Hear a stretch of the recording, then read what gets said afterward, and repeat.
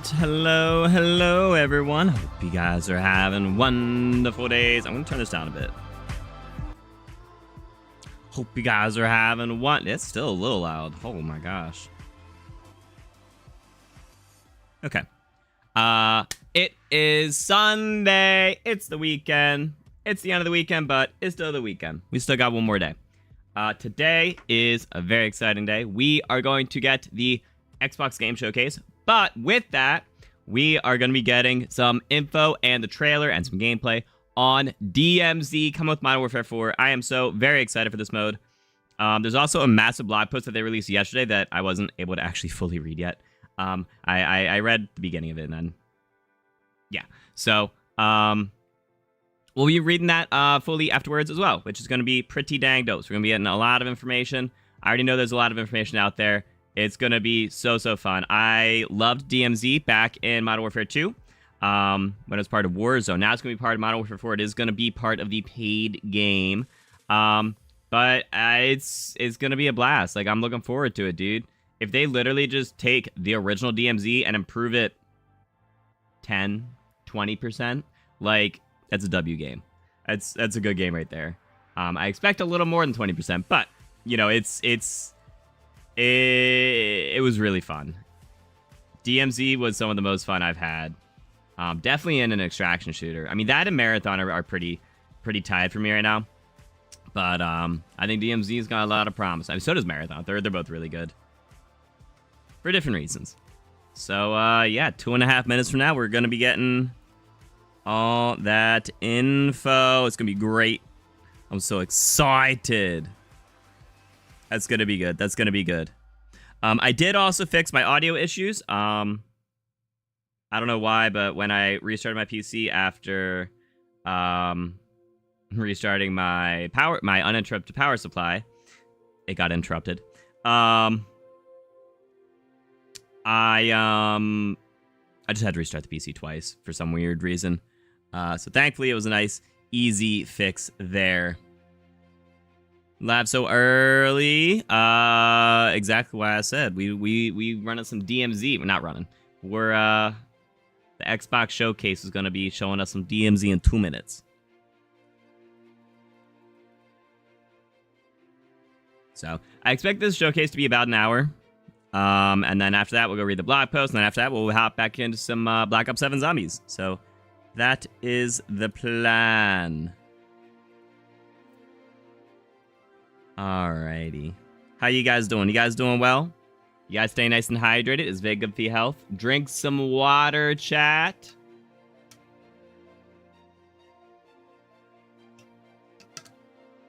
I really cannot wait for the for DMZ though. I split a little bit with lunch earlier.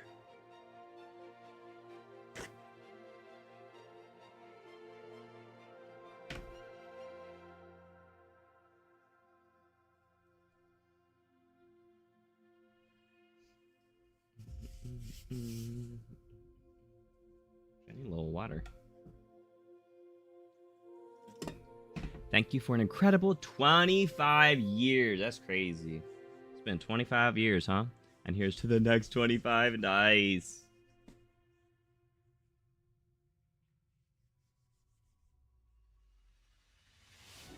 Alright, that should be good.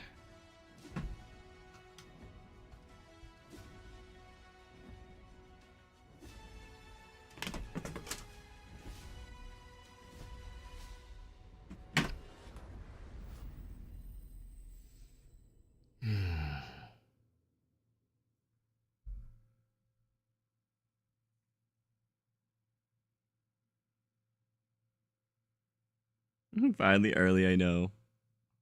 That's a lot of ratings. 18 plus though. it was the Fallout? Civil emergency message. There are reports of multiple tremors causing minor damage across Kelowna. Barcelona. Stay sharp. Don't let them surround you. Oh, I need to turn that back up. I'm sorry, hold on. Ah! Here, strap these on. In-game footage. 4 survivors. We should still head to the police station. Is it a zombies? Right. Yeah. Actually, About 2 wait. blocks up ahead. Okay. Left 4 Dead or something? Shoot, move, watch for civilians. Or is this Gears? Get inside now. Does Gears have a timed reload? Like a timed perfect reload? I never played Gears. I figured they would end the showcase with Gears. Is that too loud for you guys, by the way? No, that looks good.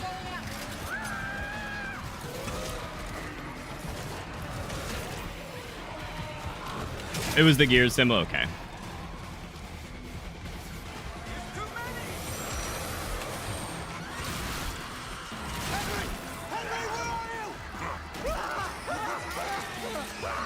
It looks dope.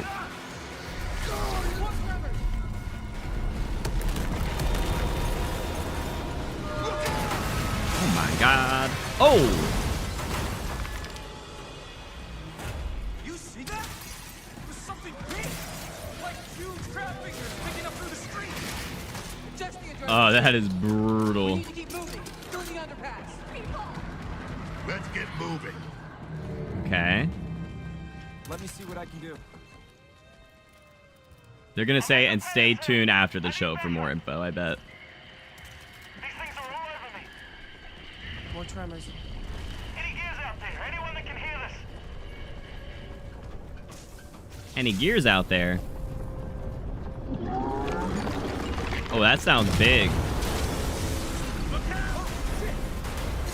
Oh my god. No. No. Why did it have to be a spider? Open fire. Why did it have to be a spider?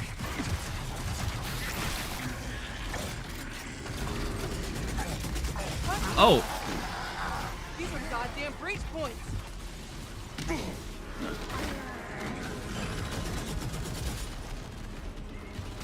So, okay. I don't know anything about Gears. Like, I don't know what those other, like, humans are. Just the enemy faction or something. All right. Oh, that's not a human. That gear Oh. said they're stuck in the pay and save. Oh, his neck's kind of... It's on the other side of those Is apartments. he, like, part... At least that thing carved us a shortcut. I don't know. Infected? I know nothing about Gears, dude. I've always had a PlayStation. Oh, that's dope.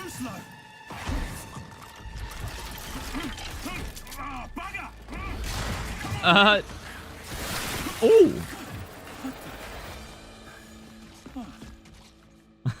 Sean! Where the hell did you lot come from? We heard your distress call. Well, you saved my ass. But we need to make ourselves scarce. These fuckers keep pouring in every few minutes. More tremors. Watch.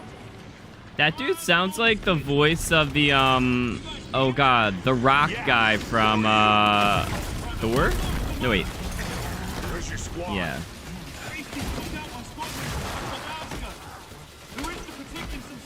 Yeah, Thor Love and Thunder, right?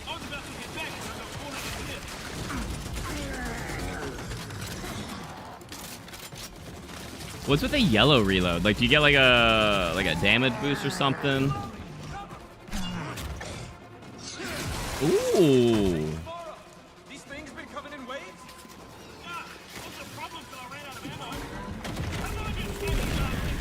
I know I would... Oh, it's just a longer... Yeah, if you miss it, it's a longer reload. Oh! Oh my god. Boy, he's a thrasher. Oh! I know I would enjoy Gears. I've just never had an Xbox. Oh, the grenade has closed up the hole. It, like, lightly reminds me of Extinction.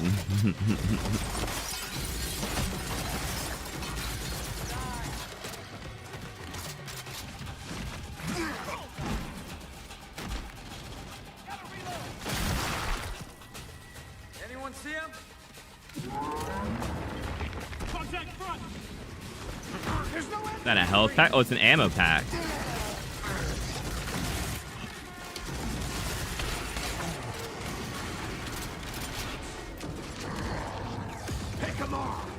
Is this just like the first mission? Ooh, that ain't good.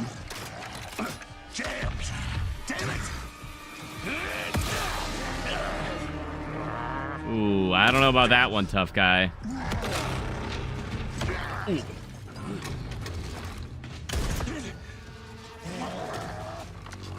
What are those things?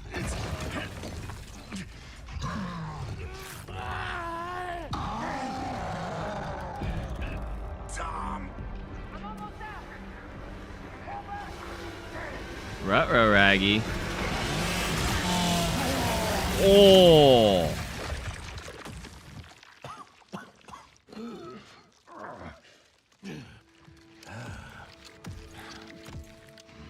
Our roads converge again. Oh, I'm guessing that's like the old protagonist or something. Gears E-Day. So I heard a rumor. We're gonna see in a second. Oh, that's a big beefy boy. I heard a rumor that they actually took it off. So this was gonna be available on PS5. I heard a rumor that it might not be anymore. October 6th. They didn't show the platforms. Day 1 Game Pass, yup. I guess they probably just don't even want to show PlayStation platform on their Welcome showcase. to the Xbox Game Showcase. For the past 25 years, Xbox has delivered some of the greatest games of all time. Games that changed what was possible. Games that brought players together, and games that defined generations. Xbox was built on the spirit of creativity and heart. And as we kick off the show with Gears of War E-Day, it's only fitting that as we return to Xbox, we return to Gears. So today, we're announcing that Gears of War E-Day will be an Xbox console exclusive. Yeah. Well, that's unfortunate. Won't be playing that. Great games, and that's what today is all about. We're going to show you more than 25 titles from creators around the world, followed by our Gears Direct. Enjoy the show. Womp, womp, womp. The Sawgun? Yeah, there you go. Aragog? Ooh, yeah, where's Hagrid? In-game. Do I remember the moment my powers came in? Well, I was being crushed to death with seawater and mud and manure, whilst holding onto my sister's hand. I remember her fingers gripped so tightly in mine that her nails drew blood. Oof. Until I lost her grip. Aww. But she stayed away. Playground games. Does stick in the memory a bit, yeah. Isabel. Hero of Wraithmarsh. Is this Fable? You're here. It sounds like a Fable kind of name. Talk about them. I don't know. I never played Fable either. Real heroes. You ever seen a legend in the flesh? All that power. How do they use it? Killing mindless beasts. Fighting petty villains. None of that matters. Look what the guild shut out. A real hero. I like the knows how to fantasy wield setting. power. Don't waste your time in trivialities. You're Aw. And dress like a sweat. important things to worry about than vegetables. The talking rock. Knows how to live with their choices. Oi! What the fuck was that? Well, I was just... Just sent my brother into the infinite fucking abyss without even asking permission. Oh. Remorse. Remorse is for the guilty. Oh. Look, I will tell you what I told them. Albion is Oh my broken, god. and I'm going to mend it. I don't know what this is, but it looks dope. Albion doesn't need heroes. It needs a hero. You're a monster. Oh! A hero. Ooh, no reverse car right there. It's me.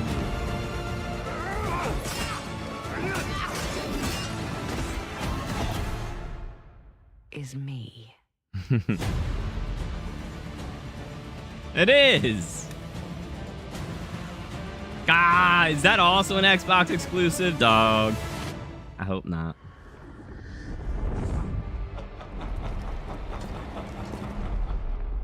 February. That looks good. That looks good. It is on PlayStation. All right, cool.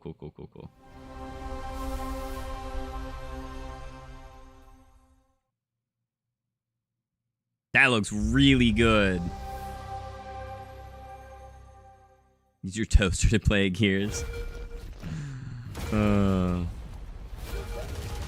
You've heard the story. Halo. Okay. Wait, what is this? Of legends. It's talking about Halo. But that's not the story I'm telling today. This one. 1 year before you the haven't ring. heard. Oh, it's like a I've started prequel? simple enough. Drop in, grab the goods, get out before anyone noticed. Well, guess what? They noticed.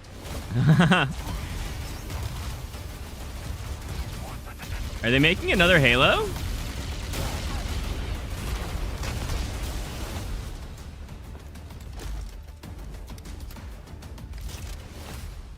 Now you ready to get to it? You served long enough. I feel like this is gonna be not a Halo story This game. place, more of a freak show. And trust me, I know freaky. Have you enjoyed your stay so far, Demon? Sorry to interrupt, but we're on the clock.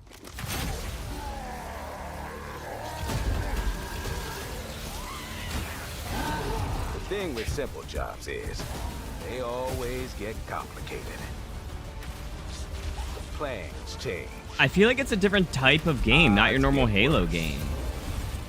My advice, bring a Spartan. Huh. 3 all-new missions. Oh. Legendary campaign, I missed that. Oh, is this for Combat Evolve, the Halo remaster with new missions? Is that what this is? That makes more sense. Chief, you ever get tired of being the strong, almost silent type? Almost silent type. That's cool. And that is going to be on PlayStation. Okay. July. That's cool. Destiny 3. Dude, there are so many people who want Destiny 3. Okay. There's something on this island.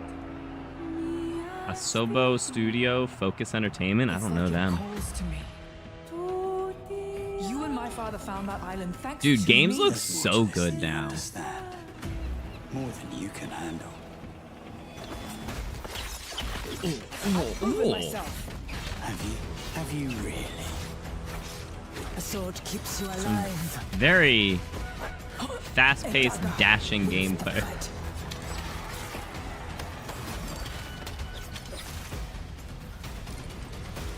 Look at this place. I want that to be a puzzle, but I feel like it's not going to be a puzzle.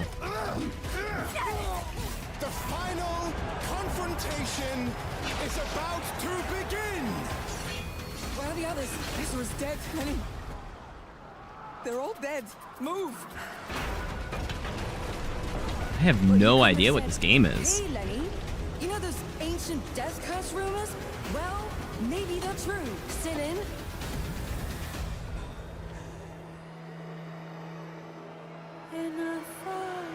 Oh, that's gonna be a spider. Resonance, a Plague Tale Legacy. Huh. That looked pretty good. Day 1 Game Pass. Yeah, Game Pass. Game Pass is getting some solid games. Atlas. Domino might have been on that midnight channel before she died too.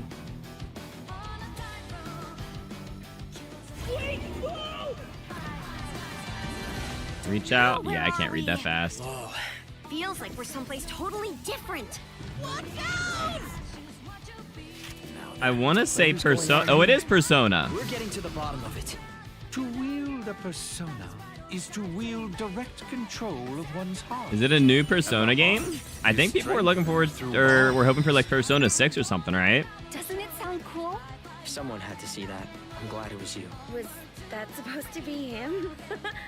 Good times. I know if you guys know Chopper or JC Backfire, they're both really into Persona. I can't wait. So, shall we? Really? So neat. Come on, don't call me that. All shadows were originally. I heard the soundtracks and the stories are really good. And that means Senpai got killed But by the himself. No.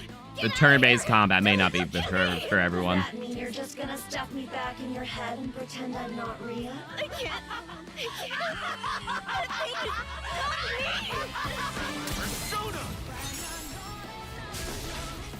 All right. Which means Kind of jamming to the music though. Trevor's tossing people in here. I think I'd like to help too. I'm not running away from this. Still not worth the $30. That's $360 a year. So yeah. I mean, if you play, Then let's team up and catch this jerk. because how much is the base tier? Because the difference between the base tier where you can play all 9 and ultimate, well, which isn't 30, it's 23 now. Is, I mean, you oh, Persona 4 Revival. Oh, cool. But the that difference is, you know, however many games you need to play, right? So that's like a $160 difference or something throughout the entire year, whatever. Play 3 games and you made your money.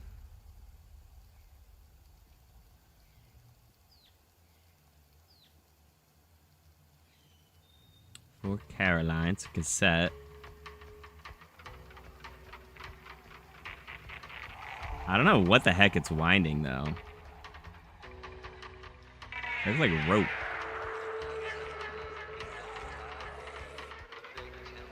It's another zombie game. Is this Left 4 Dead? Undead Labs. My friends and I used to argue about what ended the world. A weapon. A virus. Something worse. Started in quiet towns. It's actually not Back for, Left 4 Dead. It's Back 4 Blood 2. Places the world forgot. Left 4 Dead 6? I don't think they made 5 of them, right? There were only 2. That's why there was a... It was a string. I'm thinking Left 4 Dead 3, right? Guys, I found a nest. We survivors found each other, built walls, pushed back against the night. We'll always have each other's back. Because the world has become more dangerous than ever. They have lowered the price. They have. Yeah. You know Ultimate for first day? Yeah. Correct. Lower tiers don't get first day. I know. That's why I said that was the math equation of Ultimate minus base tier. Where you just get the online. Would be the difference, right? Because it's not Ultimate versus no Game Pass at all, because then you're not playing online either. I think this is Left 4 Dead. What matters is that when the dead come through the dark, so do we.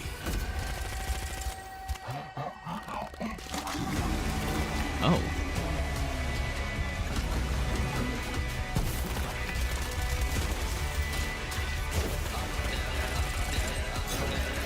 Oh my god.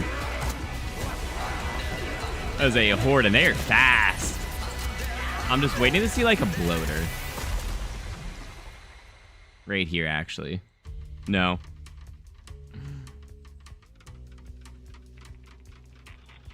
Ultimate, I saw 3. Wait, what happened? State of Decay 3. Why did that? What the heck? State of Decay 3 was the answer. Oh my god. Why are you... Why did that just, like, swap monitors? I'm sorry. On the Sea of Thieves, there have been Sea of Thieves, okay. grand adventures. But what if you could make your own Sea of Thieves experience? Oh? With our new free update, Custom Seas, you can. Let me explain. That's pretty dope. You could create new ways to play. Like Rowboat Royale, where small but bloodthirsty crews duke it out in a furious battle to the death. Just remember to watch out for explosive barrels. Oh, I'm sure they're fine. Custom games are always a W. Skeleton Snipe Hunt, where the sharpest shooter with the highest score wins. Or maybe you just want to spawn this, and these, and one of those, and absolutely loads Oh of my these. God. Well, you get the idea. You could create a cinematic masterpiece. With That's advanced cool. camera tools, you could show romance, Romance. action, or tragedy. Or maybe just show the world from a whole new perspective. Or you could even just create a place to hang. Literally, if you want. Or you can come together for a party. Or maybe you want somewhere you can just kick back and relax. Whatever your piratical pursuits may be, we're giving you your own keys to the seas. There's a whole That's new neat. world of possibility ready to explore. So dive in and unleash your creativity. The tools are now in your hands. Now Peanut can play? What Wait. you do with them is up What do to you mean? Just try not to wreck the place. June 18th. Neat. That's cool. Day one with Game Pass. I think that game's already out. I don't know if day one with Game Pass really matters. Proudly made in Ukraine. Inspired by the worldwide bestseller. Dog, they need to realize that I can't read that fast. They call him Führer. But that is not your name. Your name is Hunter. Hunter. As a Spartan, you were a legend. A Spartan? You stood for something. But where are the Spartans now? To protect the I think metro. they died in Rome. Actually, I have no idea if Sparta was in Rome or Greece or whatever. You promised a brighter future for our people. Huh. Okay. Now, the North So it's like an alternate history. in your name. You swore to crush the enemy, to face them head on, and guide the metro to the light. I like that overgrown city look. But darkness consumes you. Spreads What were they shooting at? like a plague. Eats you from within. Every step and every move Boy, you better shoot! drowns you deeper. Oh my god. The werewolf?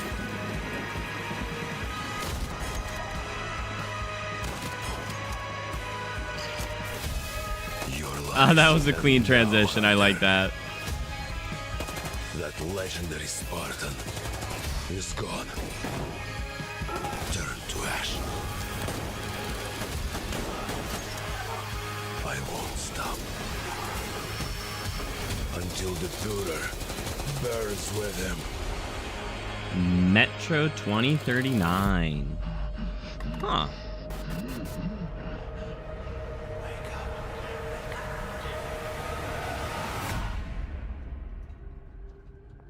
Coming in February. Neat. Good year for gamers. Dude, last year was super good. This year's been solid. Next year's gonna be crazy. Like, world premiere. Oh, a new... Okay.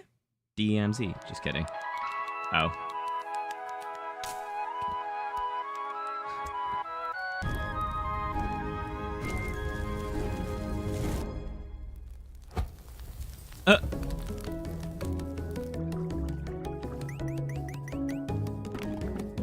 It's a goofy game. Goofy little indie. Oh my god. Can you actually fly?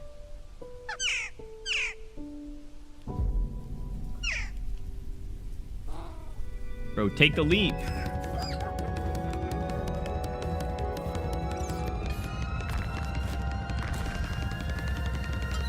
This reminds me of the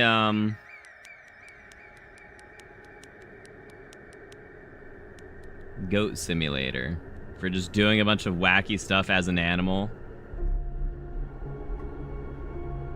It's a little more Bad Magpie. Okay. I made you laugh a little bit, Never played Metro. I've never played them either. World premiere. Another premiere.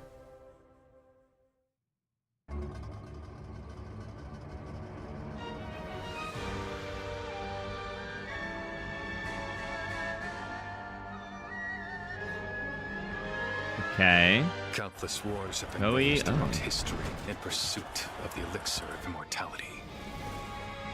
A Team champion Ninja. rises, What destined do I to know them quell the for? chaos of this senseless cycle.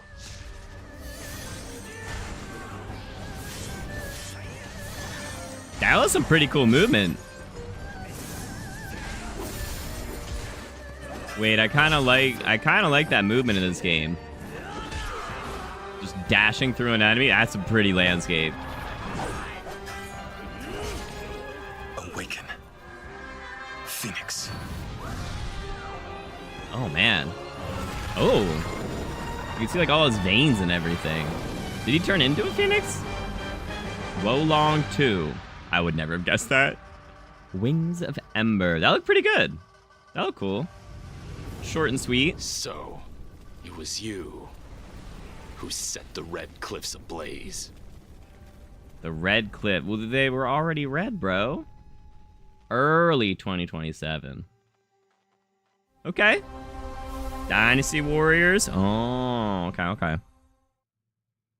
To watch the whole thing? All right, sounds good, Mario. You're ready for the challenge and the reward of opening your very own cult. Opening your own cult. Punk, this is for you. You'll be going to beautiful You can make your own cult of the Lamb, bro. teaming with locals waiting to join our family. You scare me? You don't scare me. You better reevaluate your life choices. Well, you're riding a pig. Person on the street, you want a trophy? Even if they don't know it yet. All right, it's kind of a funny premise. Single player and 4-player co-op. Oh. Build a cult, and I will shield you from the apocalypse. Join us. Oh my god. Join us.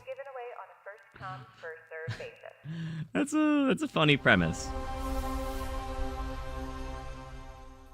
Need to play this in the server. It has multiplayer. If it has multiplayer, it does. That'll be so goofy. All right, another world premiere. So far, all 3 of the showcases this week have been killer. PlayStation, Summer Game Fest, and Xbox so far have all been great.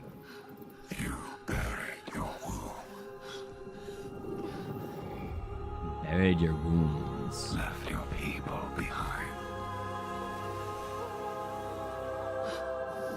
Leaving time. That's some interesting liquid she's in.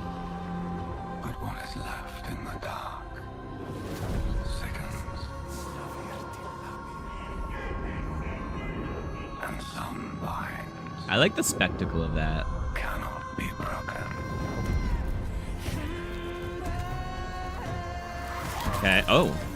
You can like shatter reality? Okay, it's very stealthy. Got it. Oh.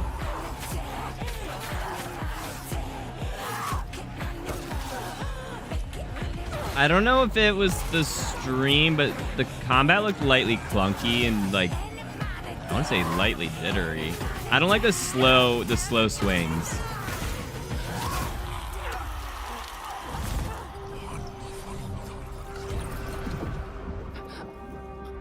I need to know more about. Give us the. That'd be a good thumbnail right there.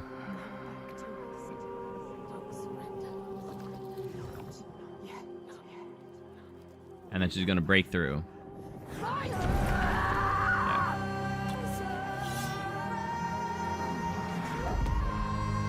Senua. Oh, Senua. Oh, Senua Saga. Right? Am I crazy? That's definitely a game that's existed, right? Senua's, yeah. Aaron with the 2 jewels, I appreciate it. Bethesda. No, wait. Elder Scrolls? Right, that's Bethesda, yeah? Oh, just kidding. I lied. Welcome to the surface. It's Fallout. A sprawling paradise. Meet the locals, learn to fish. Doesn't that sound nice? What a hoot! You found loot. This is no time to hoard. Share your stroke of luck with your pals. All build your camp as a team. Hey, life's pretty swell. But in this Appalachian wonderland, all is not well. Oh no. Gadzooks! It's Gadzooks. worse than expected. Enemies are waiting in places undetected. So suit up, son, and defend our great nation. And gather your friends when you fight this infestation. That's the play, Daddy-O. We'll tackle them all. Rebuilding our bright future from the ashes, rising tall. When you hear adventure calling, when you're looking for kicks. This is a great promo. Answer the call of Vault. Answer the call of Vault 76. Oh dear. 3 daily rewards. Free trial. Oh, that's cool.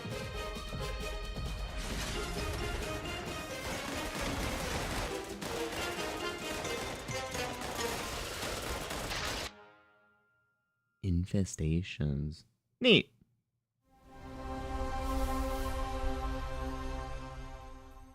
Matthew with a 2. I appreciate that. Crazy Dark, actually disturbing. Really? I think Hellblade was different though, right? I thought it was just Senua Saga. Is this Doom? Nope. Yes. Yes. They follow you now.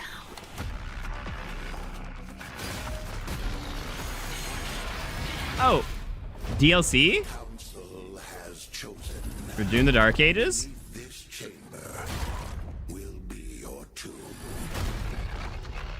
That was a dope game. I don't remember that area. This place. Yeah, it's a DLC. Is your pain given shape? It holds many secrets. That was a fun game. Only a cleansed soul may leave. Oh. I am not your enemy. I am your way out. That was a fun game. You got a spear now, huh? Neat. Oh, that chain gun was my jam. I loved the chain shot. Oh.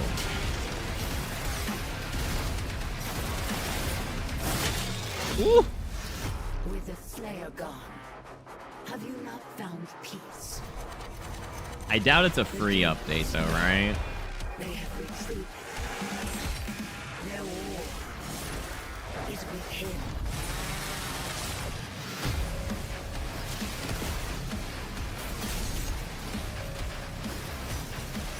This was such a fun game. The fast-paced gameplay. Them big old hordes of just beat them up. This summer. Hell. Freezes over. The Slayer is alive, and we're going to find him.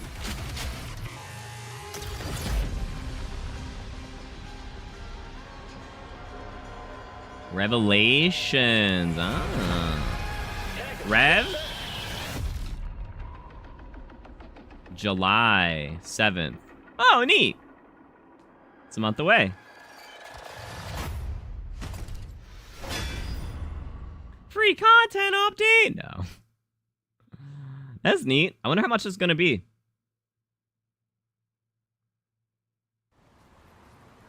In-game footage and cinematics. All right.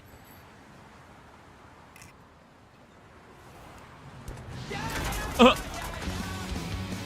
Crazy Taxi. Oh my god, it is.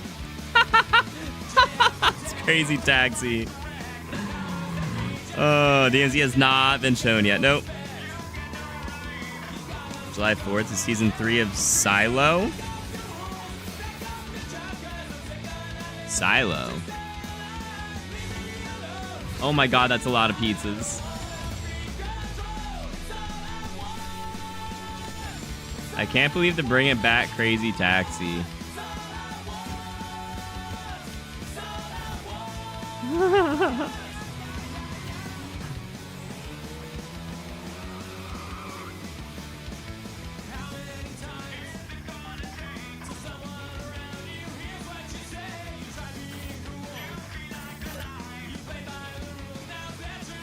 Flight? Where are we flying? World Tour. Oh. Neat. Oh, yeah, I've never heard of that.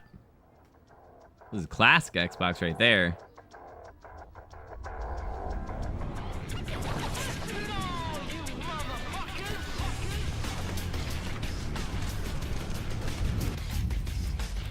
Speed driving Tessie. Oh. Oh my god, they're making a transparent... They're making a transparent hardware for the 25th anniversary. That's kind of funny. Going back to the classic, huh? Although the console itself was never transparent, was it? Oh, there might have been. But the transparent controllers were always cool.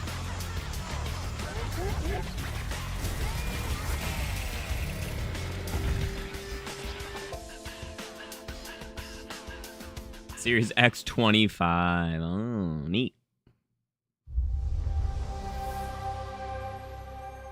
You need that?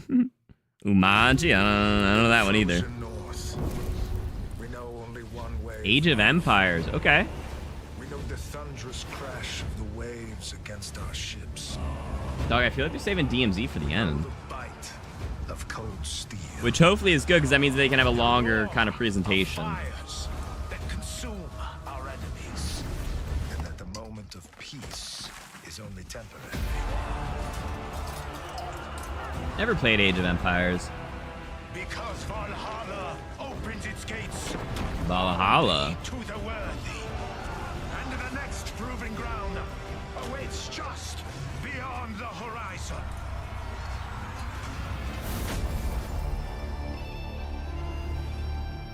That's an RTS, yeah? Real-time strategy? It's not like a turn-based like Civ? Coming this fall. Coming this fall, but not having a date yet is crazy. Mojang. Oh, for Minecraft. Okay.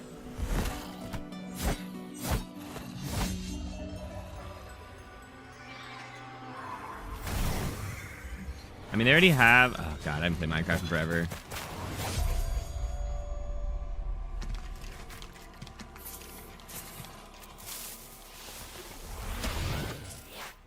I think Minecraft is the #1 selling game. Maybe #2. No, I think it's the #1 selling game of all time. I think GTA 5 is right behind it.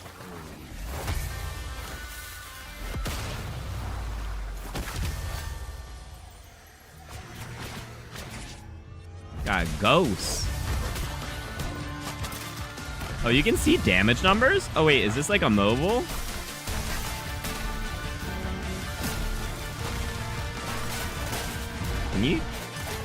Can you do a top-down Minecraft? Or is this a different mode?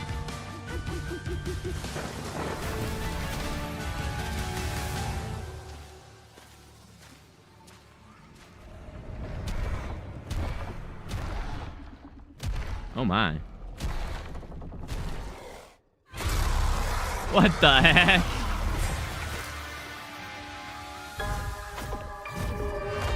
Dungeons 2. Oh, that's cool.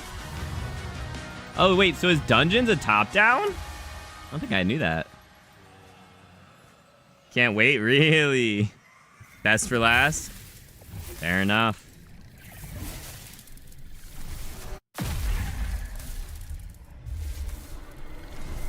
The gameplay looked dope, honestly.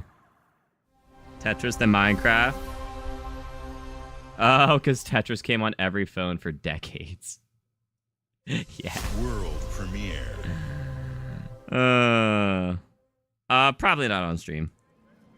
Ladies and gentlemen, admirers of the mysteries of magic. Magic? Take your seats before the lights go down and the curtain Eidolon. rises. I totally missed the studio. To begin. Are you sitting comfortably? Are you prepared to witness feats both mystifying and illuminating? Sure. Watch what kind of magic we talking about, bro? Let the shadows tell their story. The Devil's Deal. Behold, the famous Jacob Menturo, stage magician extraordinaire. So brilliant were his tricks, it cast 5 long shadows behind him. They called themselves Masters. Through a deal with the devil, the Masters sought yet more power. Their deal demanded a sacrifice, and in the darkness, they chose Jacob. Jacob was trapped in eternal torment, but the devil had other plans. He pulled Jacob from his infernal nightmare and offered a new deal. Face their legions, their tricks, every abomination they command. Take what should have been his. Escape if he can. It's kind of cool. Oh.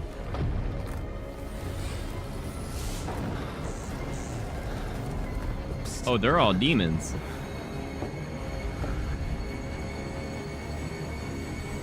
That's your cue. Run.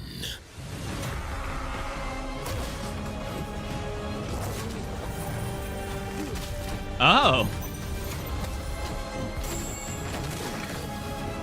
That's pretty dope. So you're just a magician running through hell? Oh my lord.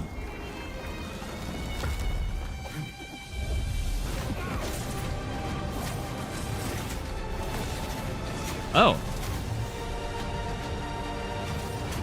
This is gonna be a very creative game.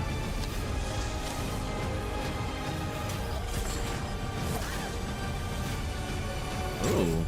Oh. Magician, the Devil's Deal. Huh. A deal's a deal, Jacob. I'll see you soon. Neat.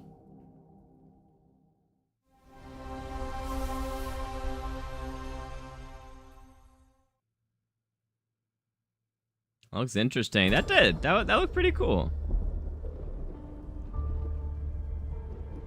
Honestly, like every game today has looked pretty dope. What would you give for victory? Your life?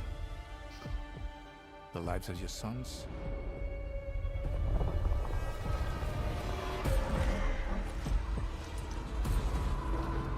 The line between victory and defeat is thin.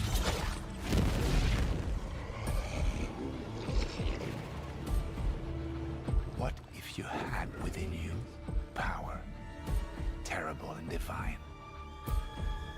to destroy your enemies, break their will? Oh my. Would you have the strength? That's a big sword. To wield it? And a monster. Oh. Oh. Oh, that's a crazy execution after a parry. Could you sacrifice everything? Oh my.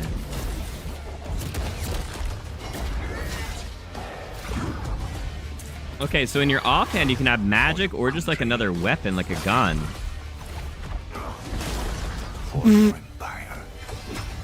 That was a crazy attack.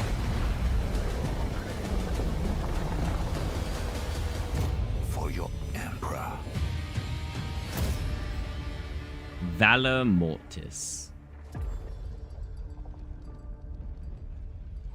Vincent Cassel? I don't know that.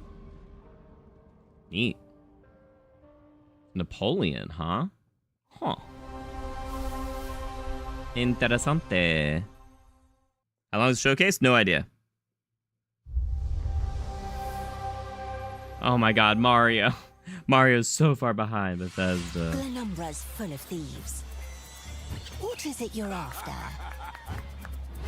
Don't take this the wrong way, but we've been watching you. You've got talent and a lot of promise. Stop! Thief!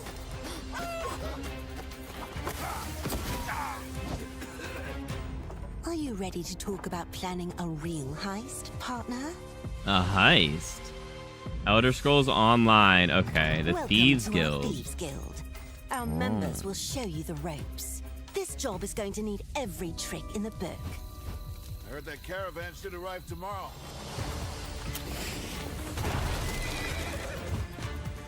I thought it looked a little too, Call for slick distractions a little too but you never truly know what's behind cartoony the door. Or if that's not for, your style, step out of the shadows and take a Elder direct Scrolls 6. approach.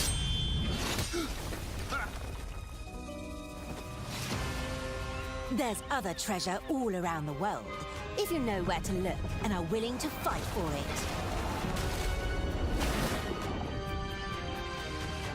Whether it's fortune, adventure, or danger. the Honestly, Thieves Guild has that's everything dope. you Those are some need, cool enemies. As long as you're willing to take it. I feel like the If I do, that's a nice hands off vault. the cheese. I got here first. Neat. I feel like Elder Scrolls 6 is low-key waiting for after GTA. Not for the same reason of everyone else as just I don't want to compete, but it's, I don't want to compete because I want to be the #1 game that year. You know? I think it's like I don't want to compete because I want to be game of the year.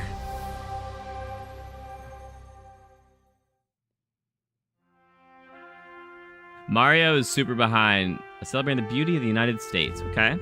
Featuring national parks and national monuments. Oh, okay. I like going to national parks. Mario is super behind in the stream, by the way. He said, oh shoot, I'm late. I'm going to go rewatch from the beginning. Oh, it's Flight Simulator. Great Smoky Mountains. Oh, beautiful. I love Smoky Mountains. Dry Tortugas. Haven't been there. Big Bend. Okay. Guadalupe Mountains. Rocky Mountains, beautiful. Great sand dunes. I don't like sand. Canyonlands. Bryce Canyon's beautiful too. Zion. Oh, I want to go. Death Valley. I'm okay to not go to that one.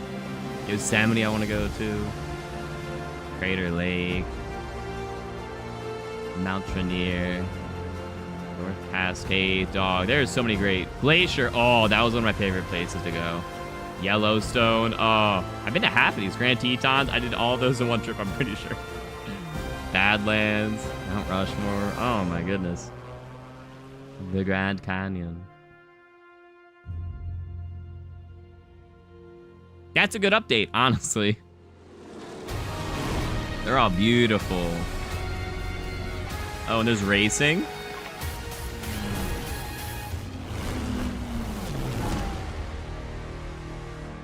Neat. Yeah, some in Yosemite. Nice. I did half of those parks when I was younger. Yeah. The mountain stands here, yet it cannot be seen. I'm always down for another Japanese environment game. Japanese setting. Yes, please. People move within. Oh, it's where winds meet. Oh, okay. The Moists move in secrecy, renowned for their mastery of mechanism. I mean, of those ones, I've been to, what?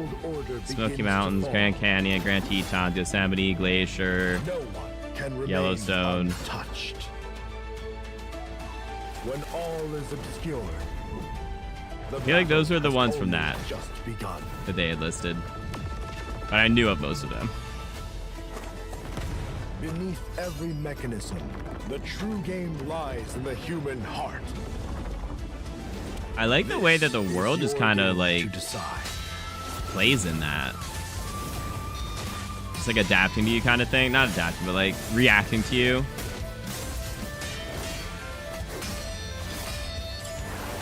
Is that a puppet?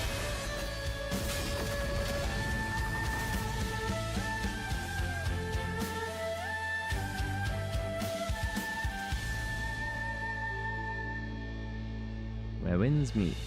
Exclusive benefits for Game Pass. Okay. Hidden Mountain. Neat. I guess I was... Dracula's castle is just ahead. Dracula. I have Castlevania? come here to destroy you. Just like my father, It's mother, and Castlevania. their allies before me. Oh. Oh, but a side-scroller. Okay.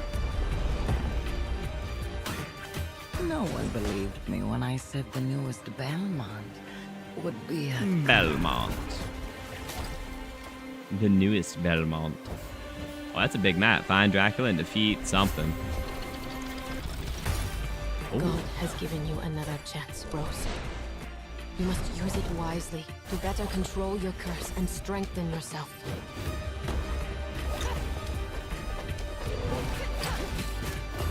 That's a lot of really cool abilities. You are more than irritating thing. Oh. What makes you think you can stop me this time?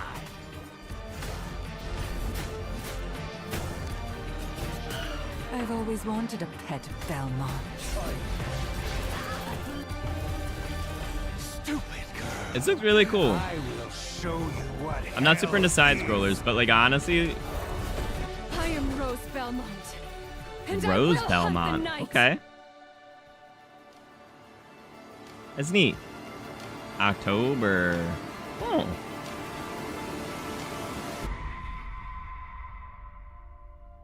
October 15th. There you go. Castlevania Belmont's Curse. Neat.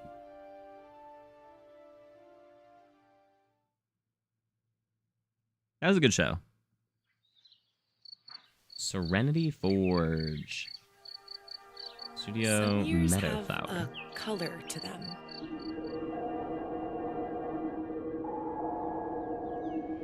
Some years have a color. Haze that seems to fill the whole world.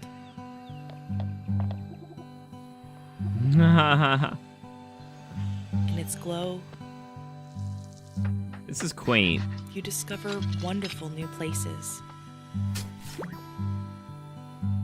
Dear friends you always needed.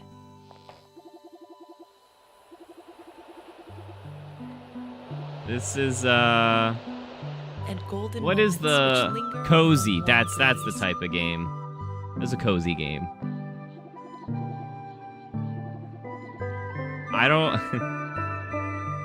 What is he? Is he a catfish with those whiskers, or a seal? Seals have whiskers, right? I don't think walrus do. as you live your days as dreams. Oh, you're in a terrarium.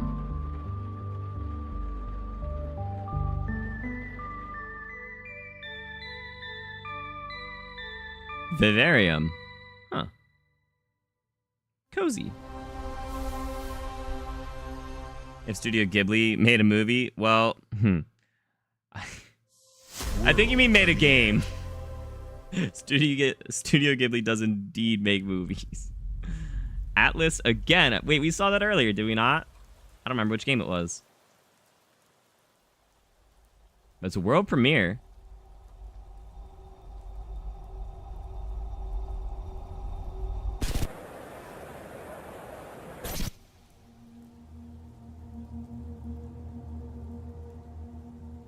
This is just a graveyard. Dog is kind of creepy.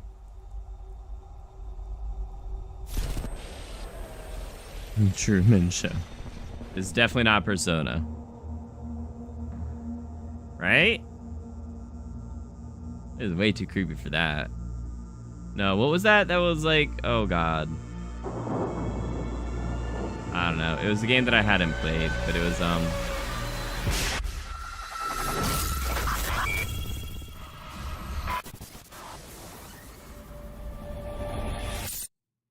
very horror-y. Oh my god, is it actually Persona 6?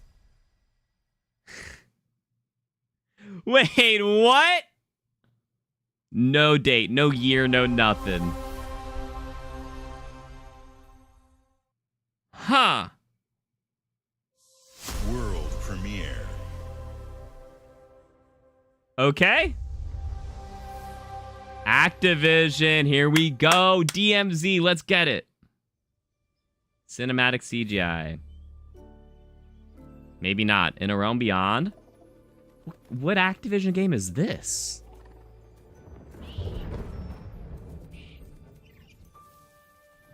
It's another cozy game. Maybe? Maybe not. Very fantasy. A new evil rises. A legendary hero. Spyro? Yo!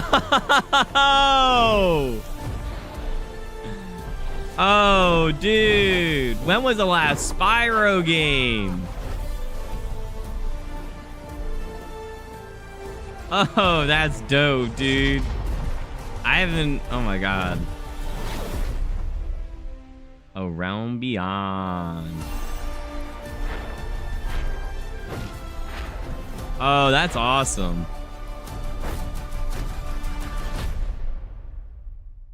Spring. Cool. On everything, including the Switch. Yo, I was Spyro for Halloween as a kid. That was the most uncomfortable mask I've ever worn.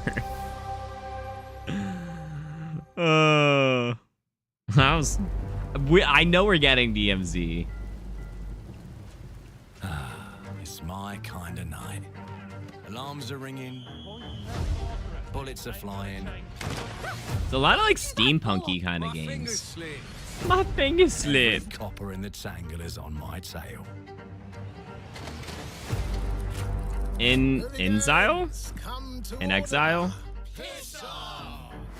Let me introduce you to some of my esteemed colleagues. Even my schemes have Ulysses. schemes. Me, I prefer to make it up as I go.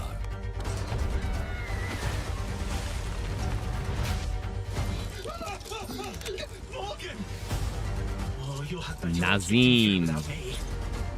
Everyone knows you're easy pickings for someone with any sand. Then give my regards to the Sandman. The Sandman. Cheap rubbish.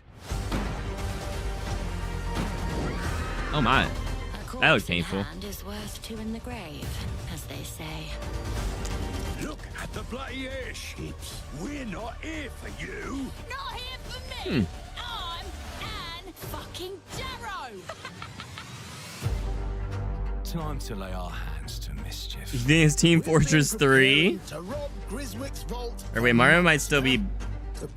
You only like Doom so far? That's crazy. Get to that crane to lower the ship. Greetings.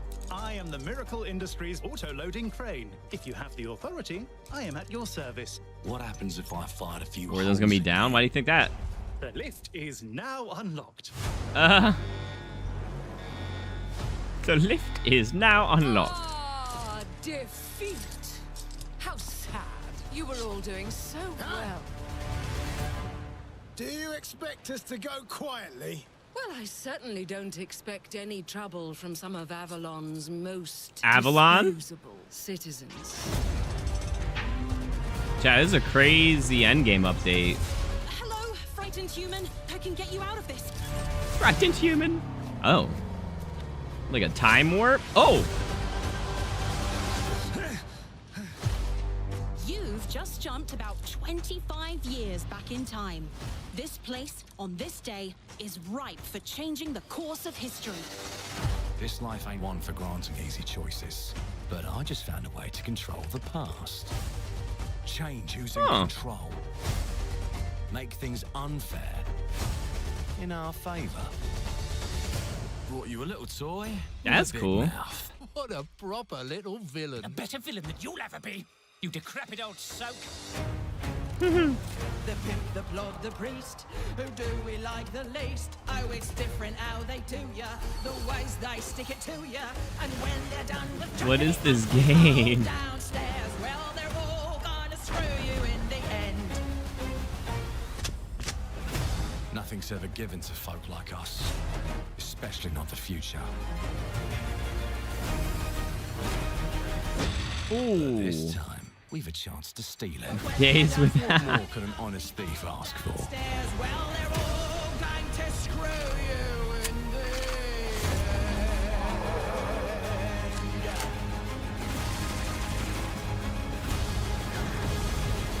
It's a long trailer. Clockwork Revolution. In due time. Oh, there we go. In 2027. Console exclusive, huh? Which means no PC Game Pass. Huh. BioShock. There's so many. This is Matt Booty. Full of intriguing characters and incredible. This is the world first building. interview And we've seen. It's an Xbox console exclusive. Second, I coming guess. in Asher 2027. Shawarma had one. Thank you so much for joining us today. This is a milestone year for us. Oh, you got it on as 2 we devices and now you're caught up? Nice, 25 nice. years with you, and we're excited about our lineup of iconic Yeah, dude. games. Whenever I see like Record-breaking Forza Horizon 6, the return of Master Chief. Whenever I see like a steampunk game, I'm always like BioShock, but I wait a second before saying that. Incredible games from our partners at Sega, 4A Games, Koei Tecmo, and more. And players can look forward to 2 upcoming exclusives, Gears of War E-Day in 2026 and Clockwork Revolution in 2027. In a moment, we'll dive into 2 Gears of War exclusives. E-Day. But before we do, one DMZ. franchise that has been with us from the beginning is Call of Duty. Now, it's bigger than ever, with a new Modern Warfare Since later the this year beginning, and a huh? movie on the way. Last I month, forgot about the teams movie. at Infinity Ward and Activision gave us a glimpse of the story and gameplay. Today, they are back with a first look at DMZ, reimagined in a way So it's actually that just only Call of Duty DMZ can today. deliver. Been with us since the beginning. PlayStation had exclusive rights, or like the early access rights for a while. Although Xbox did have them first. In-engine footage. DMZ looking up. Here we go. Korea. Oh, that map looks great. The Korean peninsula remains orderly and strong. Oh, this map looks jam-packed.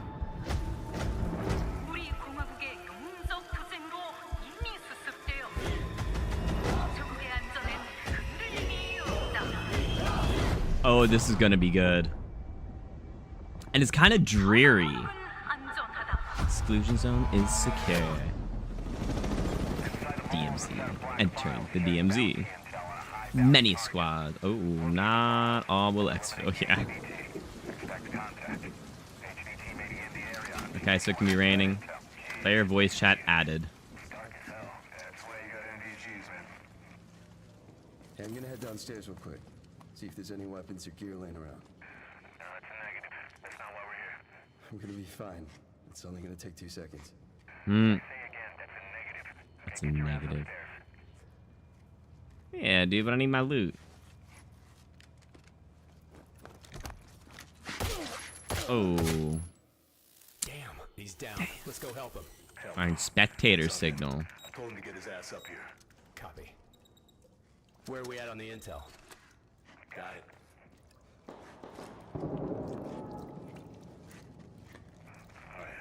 Let's find that HVT. Curious how dark this is without MVGs.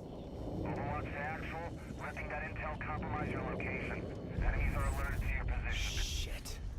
Yeah, you know we're here. Cold Reese and Lock 6. Damn.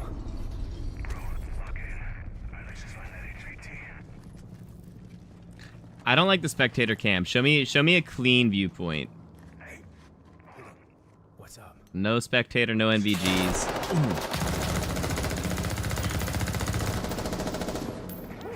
Hey, you good, man? Fuck. Yeah, you're all right.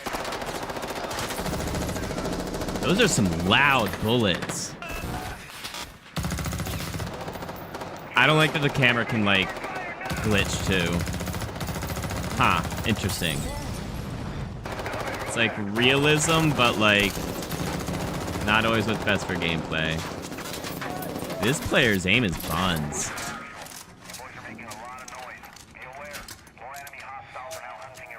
Was that the HVT? Hey, fuck the HVT. Let's just go to exfil. Oh, fuck! Okay, so there is a downstate. Good. I mean, there was always the... You can drag them. Good. It's like Battlefield. You can drag your teammates while we're reviving them. Oh, hell yeah. Yeah, they're not showing the loot inventories or anything. Okay. Oh, you can see your mission time. Okay. Green smoke. Good. That means exfil. Oh, someone just called it.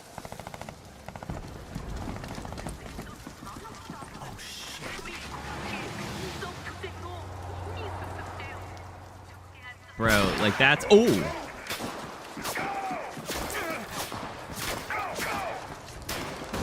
That, like, tank that ran by. That's not an MRAP, right? That's a pretty fast TTK. For the finish.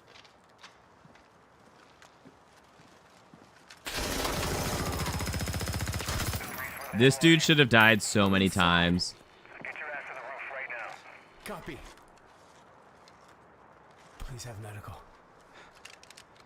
Oh, thank you.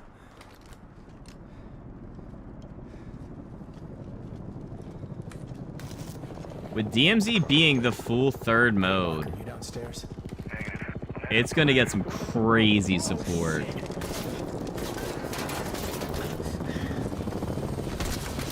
Okay, you just run into the back of it again. What's with all these solos just like... Oh, no. Is he down? No. Wait, he actually got knocked backwards, though. There we go. Alright, I know there's like a bank vault you can go into. Yeah, in the casino. The weather. Was that a... Extract? Or die trying? Oh, this is gonna go crazy. I think that's a different way to exfil. Campaign, DMZ, and multiplayer. Okay. Is that all we're getting today? I'm sorry, what did that say? Wait a second, what did that say?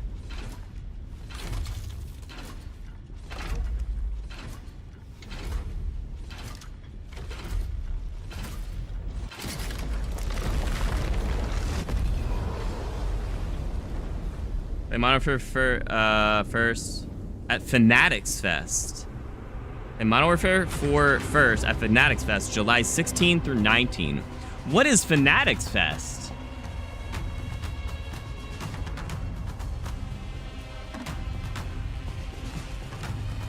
Welcome to the Coalition here in Vancouver, British Columbia, Canada, home of Gears of War.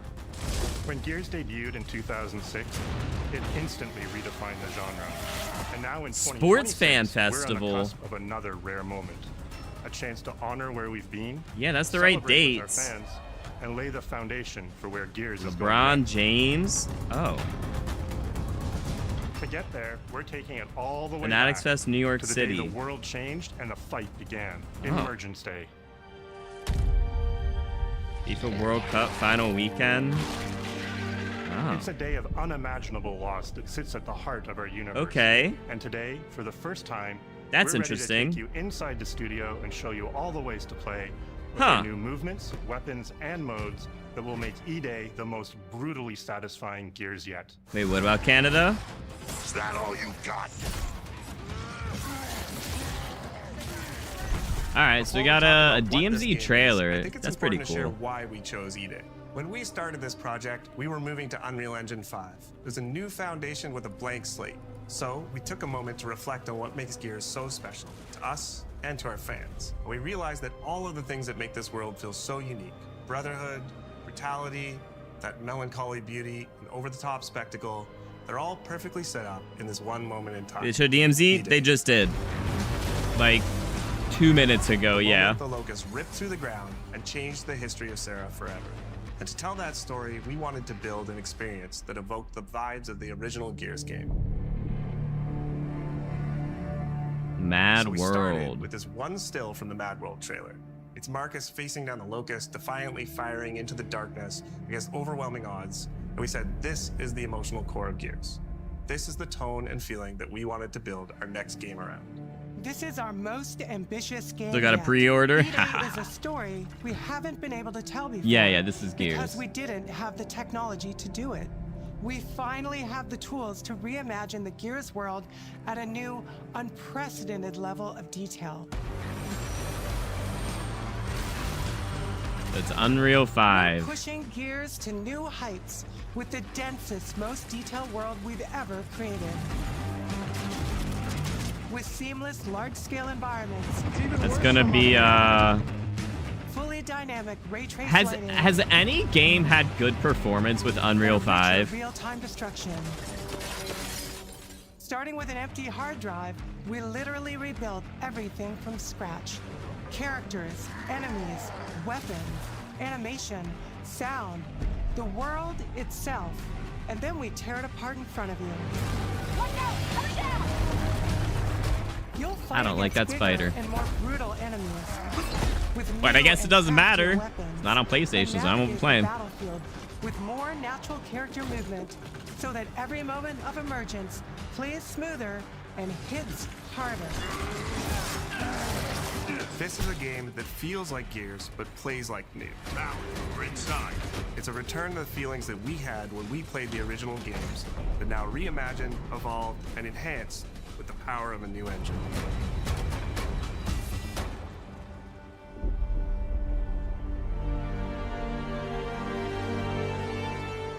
E-Day is set before the events of the original Gears of War. After decades of conflict, Holy Yat Fest peace for has what? finally been declared on Sarah, and the Gears have returned home. Yeah, you got the Vault Edition. I'll probably be getting that. Still have the CD of the original. That's dope. Marcus Phoenix and Dominic Santiago are young veterans trying to adjust to civilian life. Need a while big grieving PC the for loss of what? someone they both loved. Carlos Santiago. Have two. Oh no, brother blown up and Xbox Marcus's Ones. best Yeah, I don't think that's gonna fly. To Carlos. Best fucking 1,000 brother times anyone better could than ask Modern for. Warfare 4. Carlos This? died in combat in a moment of sacrifice I don't know before the about war that. ended, and without him, Marcus and Dom's relationship is It looks good, but distant. Modern Warfare 4 looks very realistic. With the world Painkiller, never heard of it. on the No. cusp of peace, and our characters After Black coming to Flag terms with their new Remastered, reality, that'll be good. the That'll be locusts good. emerge and change everything. The Coalition Emergency Broadcast System. Call skip? No, not yet. Multiple tremors causing minor damage across Kelowna. Wrap these up. E-Day tells not one, but two origin stories.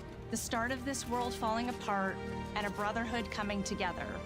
And over the course of 3 intense days, you'll see how loss reshapes 3 this world and our days. characters. That's how long the beginning campaign. with a Okay. night of desperate survival in a brand new city.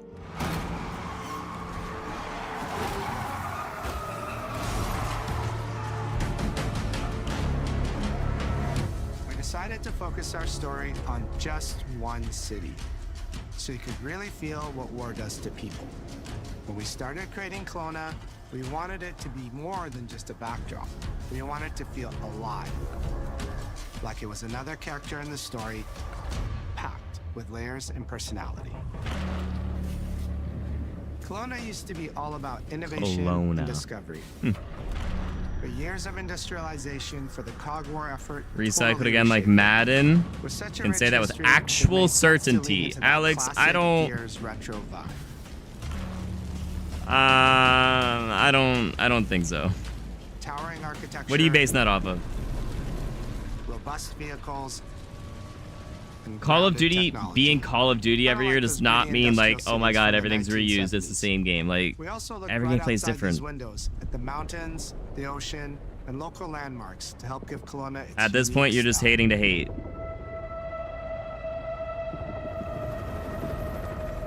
As you play the When the campaign, COD stream starts, the city yep. reveals itself through the It is going to be main another stream because of copyright, yes. historic center with its classic Gears architecture in stone Xbox and steel. fridge, oh my The god. downtown core, more modern, reshaped by decades of industrial growth. The military airfield, set at the forest. The game looked good. Shipyards nearby, the refineries, and supporting working-class neighborhoods, built around constant emulsion production.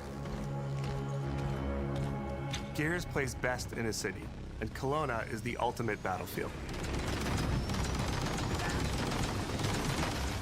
Kelowna's density, tight streets, mixed with open spaces, let us rethink how Gear moves through the world, and it created the perfect stage for greater scale and verticality. So Gear is like their faction? Gear is like that like type of like operator or something? That soldier? They slam into cars, weaving through hails of bullets. And we wanted to keep that heaviness, but add more fluidity to how you move through the battlefield. Cover is life in Gears. And we've completely rebuilt our movement and cover systems, with smoother transitions and a bigger range of cover heights and shapes, including new low ground cover. Watching? Oh, This all low. allows us to create Oh. more complex and organic That's feeling cool. spaces than ever before. From sprint, you can now slide, which lets you quickly get under objects. Watching? slide Oh, around that was corners, good. Or transition more smoothly into Watching cover from high level Gears gameplay and of we added just the ability like. to jump, which really opened up the Wait, you citywide couldn't battle. jump before? You get to play with more verticality, climbing walls and That's kind of vehicles, crazy. or clearing gaps in crumbling buildings to reach new But watching flanking high routes. level Gears gameplay, like it just always Heart feels of our like gameplay is still that great it's Gears so combat crazy fast paced of just puzzle. A the mix of unique enemy swapping between like cover, and just dashing between each weapon one choices. with like a single shotgun shot in between. and your ability to read and move through the arena. But now you have more choice than ever, and we get these peaks of almost action movie sequences. Alex, at this point, I feel like that's just blind Throw hatred, buddy. yourself off a balcony, land next to your buddy and revive him, scramble through cover, slide under a truck, and hit safety on the other side. We get these amazing Gears playgrounds, small and large, where all these elements come together, and the city is filled with them. Our missions move across the city, from linear fights in narrow streets and alleys to more open districts, where you have access to entire neighborhoods. Now you have strategic choices. Do you take the enemy head on?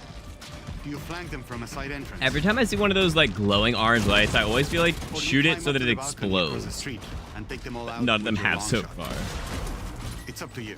And if you're playing co-op with your friends, well, How does then the you can reload in try all Gears three at the work? same time.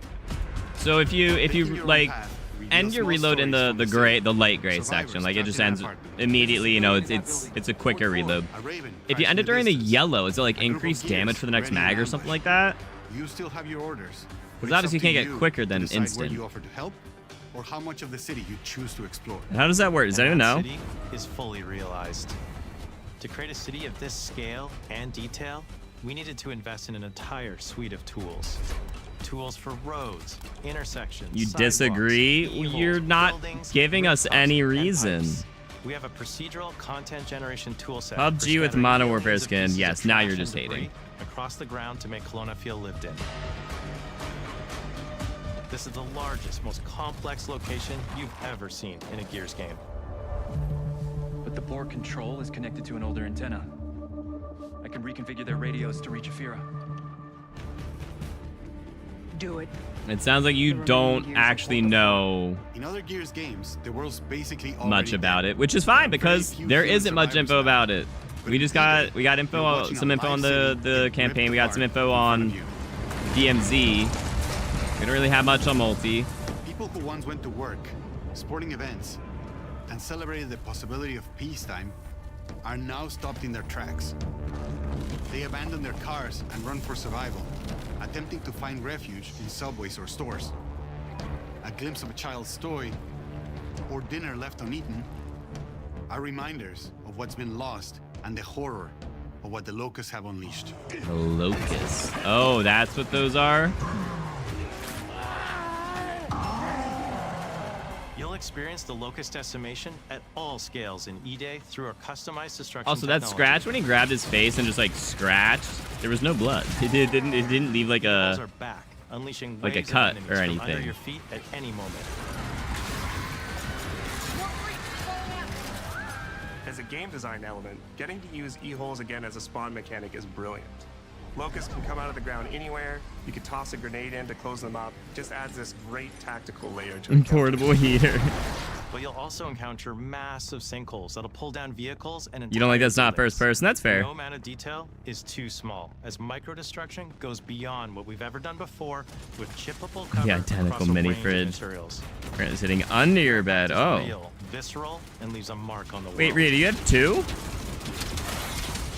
Destroyed Beauty has long been a visual pillar of Gears of War, and we finally get to show the before, making the after hit that much harder. Oh, that's actually pretty cool, yeah. You had to show You'll before recognize the a world was neighborhood that destroyed. once intact is now completely destroyed. You'll walk through city That's pretty neat, streets filled actually. with smoke and fire, and it feels completely different from how you first experienced it. You start getting this real feeling of the city's a character, and it's really under attack. That is a It's the behemoth. fall of Kelowna.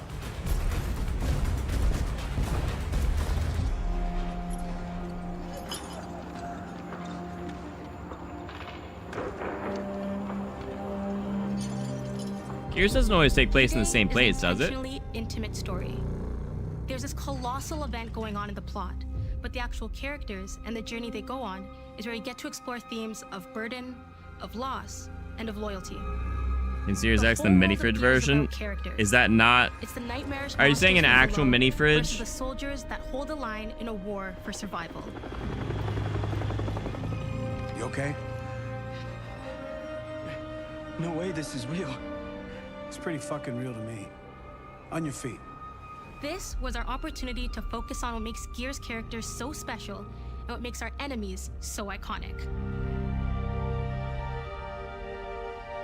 The entire campaign is played from the perspective of our new squad, Bravo. As the invasion breaks out, you'll meet Mags Carter, a former Gear now sweating it out at Kelowna's emulsion refinery. Yeah, why don't you come talk shit when your balls drop?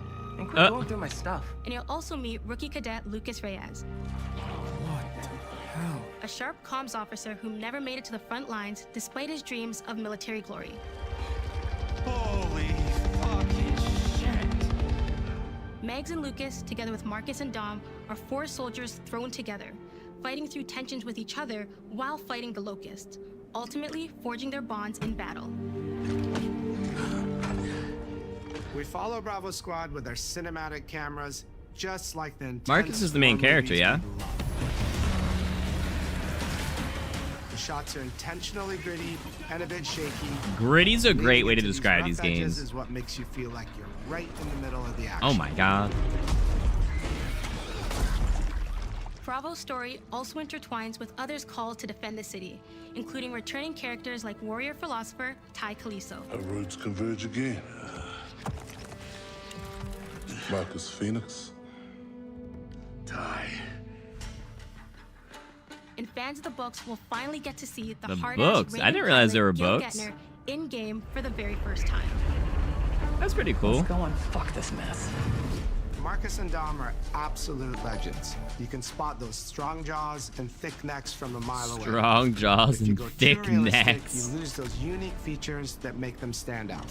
Honestly, Marcus just isn't Marcus if you take away his classic perma-scout.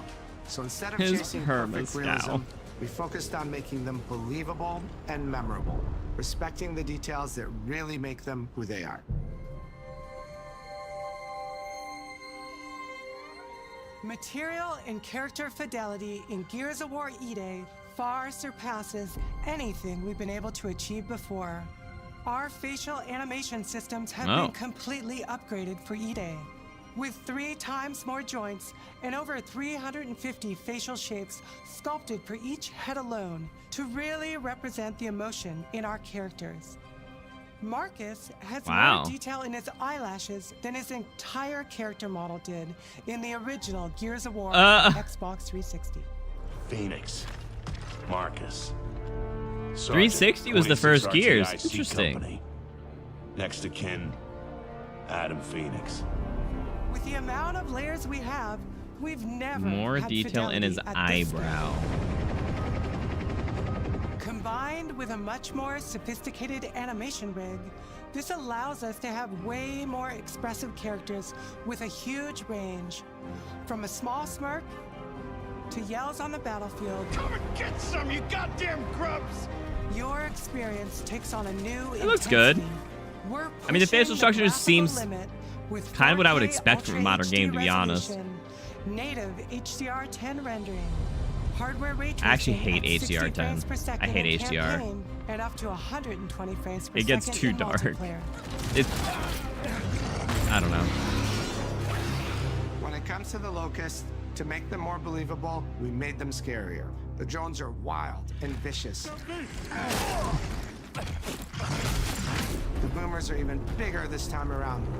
That's a big beefy boy. Like living battering rams smashing through doorways onto the battlefield. Oh, that's the same type of enemy? So loud it He looks disorients smaller. you before they rip you apart.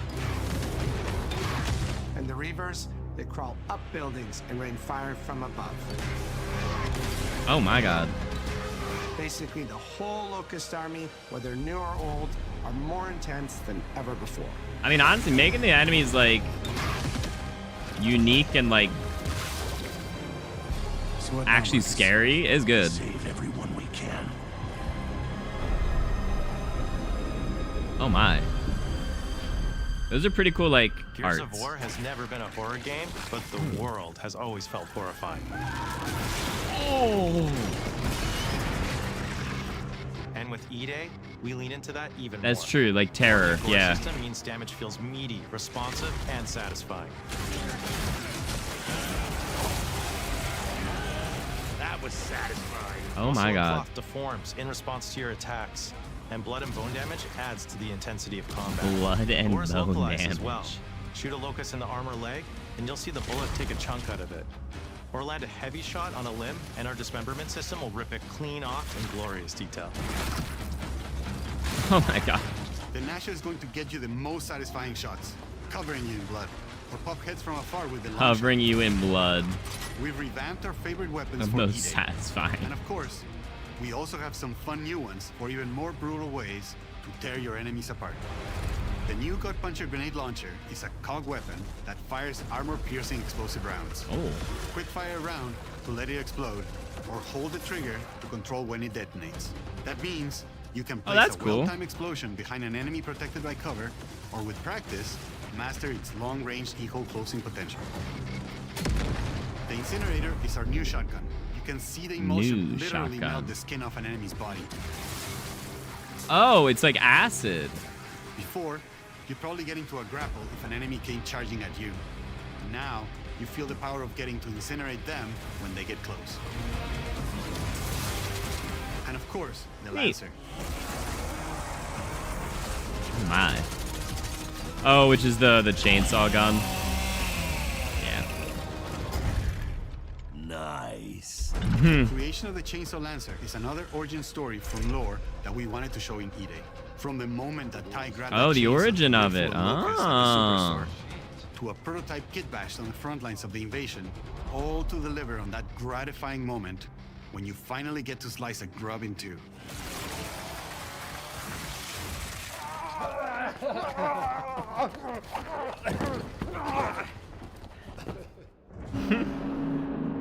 They were just laughing throughout Gears that. music has always been about tension, escalation, and release.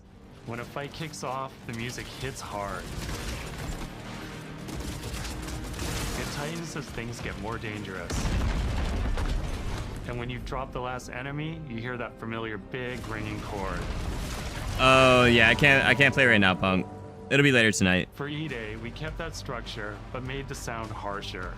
Together with our composer, Adam Lastica, We built the score to match a world on the verge I'm sorry, of I missed collapse. The electric guitar returns an along actual with mini classical fridge. That's cool. instruments, but both are pushed into uncomfortable territory. Crazy Girls, thank you for the 10 jewels. I'm sorry I missed that earlier. Like dragging a bone saw across a cello, creating dissonance that never fully resolves. Yeah, we're gonna be doing some Rogue Run.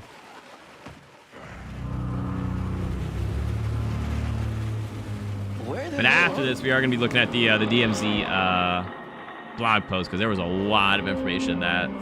And then there's the sound design.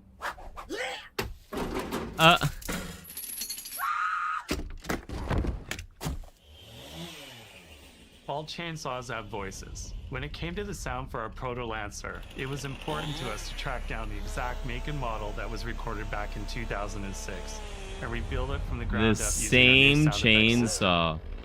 This chainsaw has a 14-inch blade with that signature meaty yet intimate sound, and when it revs, you can hear all the gnarly details. In terms of how you'll experience Kelowna, That's crazy. I always think about our acoustic system like this. They got I'm the walking down original street, chainsaw. And I hear the sound reflecting off the walls around me. Then I step into an alley, and everything immediately tightens. I come back out into a Alex, wide you're acting space, like there's and the not sound new opens maps, up new again, guns, new almost like a characters, cathedral. new story. DMZ, like... And it's not just those spaces, it's the transitions between them where the magic really happens. That's where things feel alive. There's a new movement That's acoustics system. in real time. It's a heavy world. And what better way to experience its dread and tension than through the music and sound that surrounds you? No other game does the squad like Gears does. Our themes, our The gameplay, squad. and our modes, they all revolve around this core element. But it's not just about the brotherhood that you experience in the stories. It's also about the bonds you create with your friends. Co-op has always been a part of our DNA. And like every great Gears game, you can bring your own squad to this fight. In campaign, all 4 characters are playable from the start. And we support 4-player that's cool. online co-op and 2-player So you can play as any of them? console. In Versus, our sweaty squad-based PvP is back. With the Sweaty collection of 44 squad-based modes PvP. And all new maps set in locations in Oh, and it's around always the war-torn 4v4. city of Kelowna. We've combined classic Gears symmetrical PvP map design with new traversal opportunities. You'll put your skill to the test. Oh, they're alongside always a seasonal symmetrical. roadmap Huh. with killer content. Almost all of which you can just earn by playing the game. Oh my. Completing in-game challenges, events, and achievements. And today, we're Achievements excited to give announce you a dynamic new evolution skins, of that's Gears' cool. iconic PvE mode, Horde Siege. It's a 12-player mode where all 3 squads fight alongside each other. 12 player, And whoa. defend Kelowna across a range of city-based maps. We'll have more That's to share neat. soon, and we hope you join us for our open beta weekends later this summer. We good? Sergeant Phoenix? Guess we're back to it.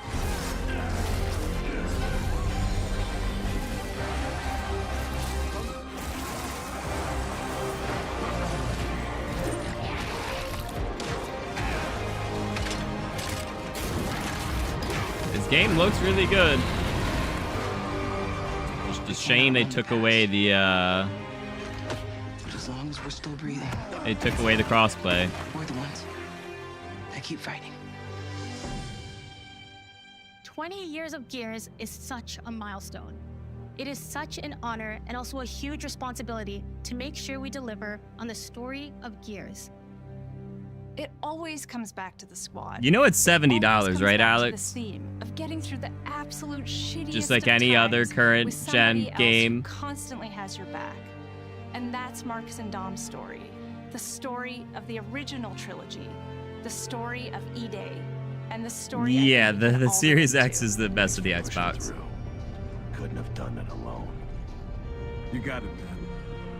Having the opportunity to have E-Day come out in the Game same Shop, year wait, as what? the 20th anniversary of Gears, the quarter-century anniversary of Xbox, it's almost like a homecoming. It's like returning back to our roots. Better and system saying, than the "Fuck Series yeah, X? we're Not for back." Xbox, no. And we have so many more stories to tell. It's an incredible honor and one that we You have want to to catch make up. sure Oh, it's all that good, we do Punk. right.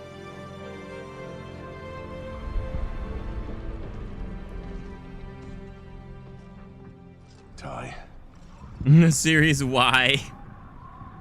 They're gonna pull a Pokemon. They're gonna have Series X, Y, Z. Untouched by nearly 80 years of war. Destroyed in 2 nights.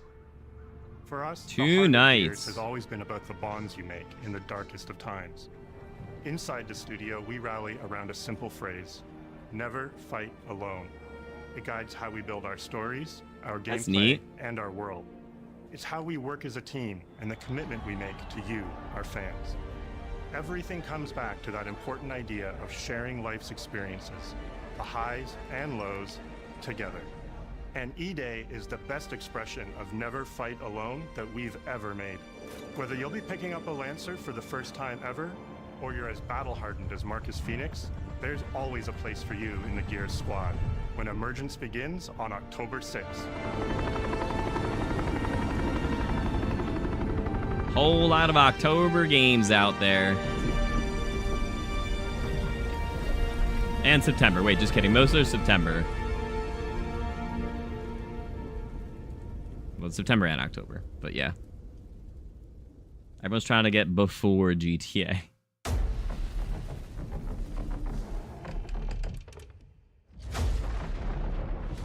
Fable looked really good. I know why you're here. Ladies and gentlemen. Magicians look pretty cool. Valor Mortis. Flight Sim, Resonance. Oh my god, where wins meet? Oh, they're flashing way too quick now. I liked it when it was like a couple seconds you could actually read the title. It was a good showcase. Honestly, this week has been crazy for game reveals. Now you ready to get to it?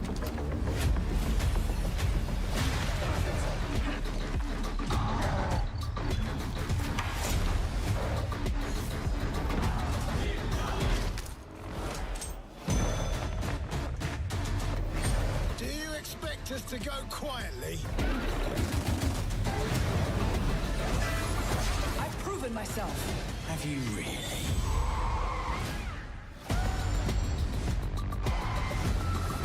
I have come here to destroy you. There was a lot of good games. On the PlayStation State of Play, Summer Game Fest, and Xbox Showcase. DMZ. Spyro.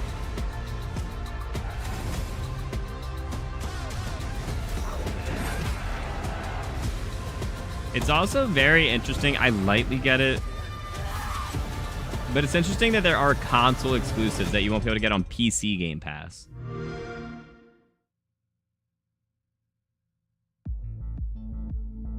Oh, that was cool. All right.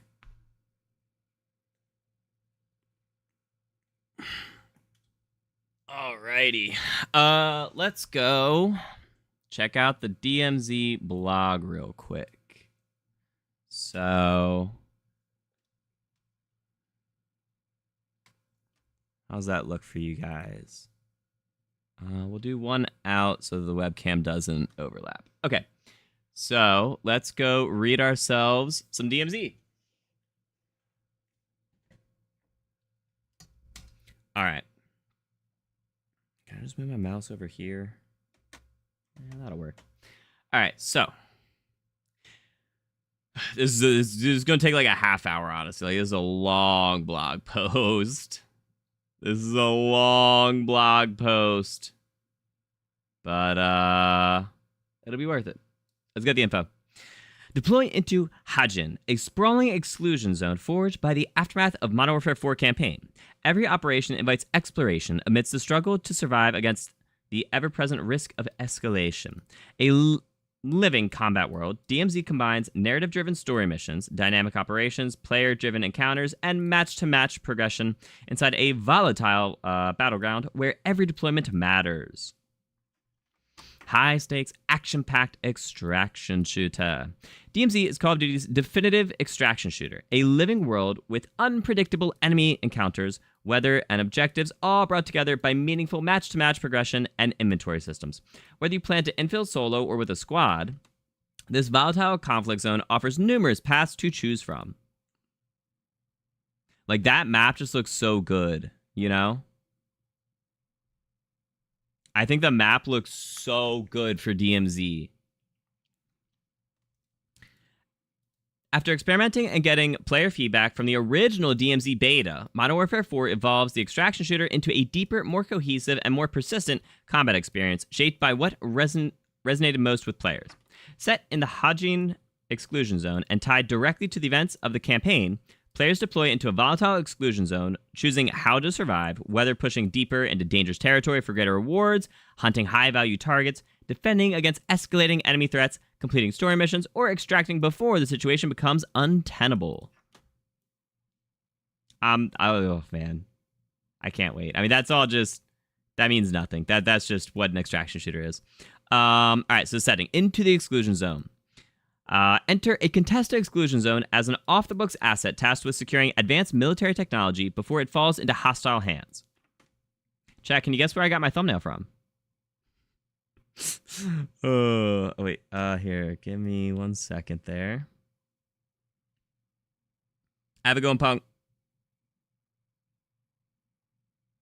Head will be in your console. What you mean? Oh, in the mini fridge. Past tense. We live in the present. Wait, for what? Where?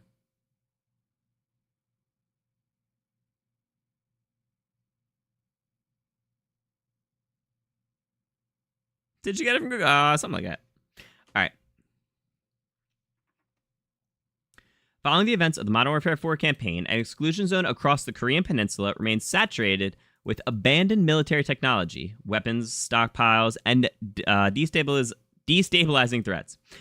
Operating as a shadow CIA asset, you are deployed behind enemy lines and tasked with securing the various weapons and technology left behind before they fall into enemy hands.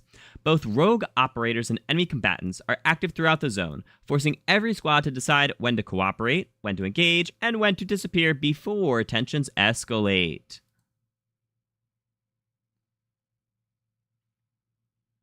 Loot, fight, negotiate, betray, and extract whatever you can carry. Yes, sir. Yes, sir. The mind games of negotiate and betray go crazy. All right, DMZ setting. Hajin, the new front line. A region shaped by conflict. Hajin is a dense exclusion zone built around exploration, discovery, and high-risk player-driven operations where environmental storytelling and hidden discoveries reward players willing to push deeper into the unknown. Oh, Lord, this is a long section. Long section. It looks good, though. I like that there's different, almost like biomes in it, you know? Nestled within a tri-point region bordering Russia and the Korean Peninsula, Hajin is a contested exclusion zone where rival forces battle for control of abandoned military technology and strategic assets left behind after the events of Modern Warfare 4 campaign. The atmosphere within the Hajin exclusion zone shifts... Wait. The atmosphere within the Hajin exclusion zone shifts can change based on... They forgot a word there. Based on environmental effects. Creating new opportunities and challenges on every run. Sudden downpours can reduce visibility and force operators to adapt how they explore, move, and engage, while dense fog banks and overcast skies transform familiar routes into tense navigational gambles. So the dynamic weather, that's going to be pretty cool. Scarred by radiation, mass evacuation, and the collapse of civilian infrastructure, the region is one of the largest and most ambitious Call of Duty environments ever built. Designed around exploration, environmental storytelling, and high-risk operations, they are using that phrase a lot.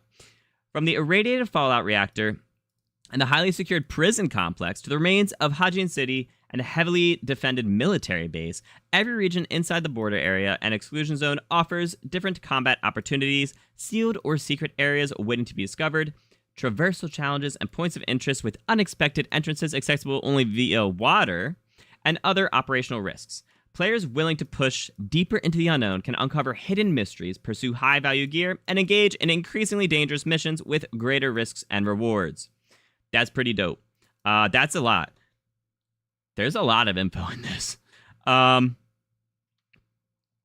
So there's going to be a Fallout reactor. There's going to be a prison complex. There's going to be Hajin City. There's going to be a military base.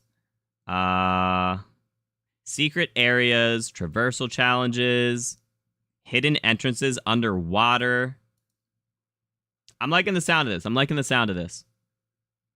All right, DMZ operations story missions. Not main fridge. Oh, yeah, Fable, Gears, Black Flag, and other new games. Oh, I see. Yeah. Can't get one game with you. Wait, all them games. And can't get one game? What you mean? Oh, with Rhea? Are weapon cases back? I don't know. We'll see if they said it in here. I haven't seen anyone mention that on Twitter, though. So we shall see. All right. So operations pushing the narrative forward. Continue the Modern Warfare 4 story through the narrative-driven story missions built for replayability, squad-based action, and evolving storytelling. A collection of story missions expands the narrative of Modern Warfare 4 and features unique objectives, high-stakes action, and gameplay scenarios unfolding inside specific points of interest across Hajin, all within a live DMZ server populated by other operators pursuing their own missions. Built for squads of solo players with replayability in mind. Squads and solo players with replayability in mind. Story missions push the broader DMZ narrative forward through new discoveries and fresh challenges over time. Okay. Story missions are story missions, same as they were before. All right. Operations, dynamic operations, side ops, and free roam. Okay. This is going to be interesting. Activities that evolve every match. Take on operations featuring evolving scenarios, escalating threats, and climactic moments unique to every match. That's a very foggy map right there. Before deployment, your objectives in DMZ are clearly defined. A focus on story missions, engaging in dynamic operations, and free explorations across Hajin. But no plan is guaranteed to last. The unpredictable nature of DMZ often demands quick adjustments as situations evolve in the field. Whether you decide to stay covert or bring the fight directly to your enemies, every match is an opportunity to push deeper into Hajin, uncover valuable intel and hidden secrets, and hunt down rogue enemy operators to build your infamy.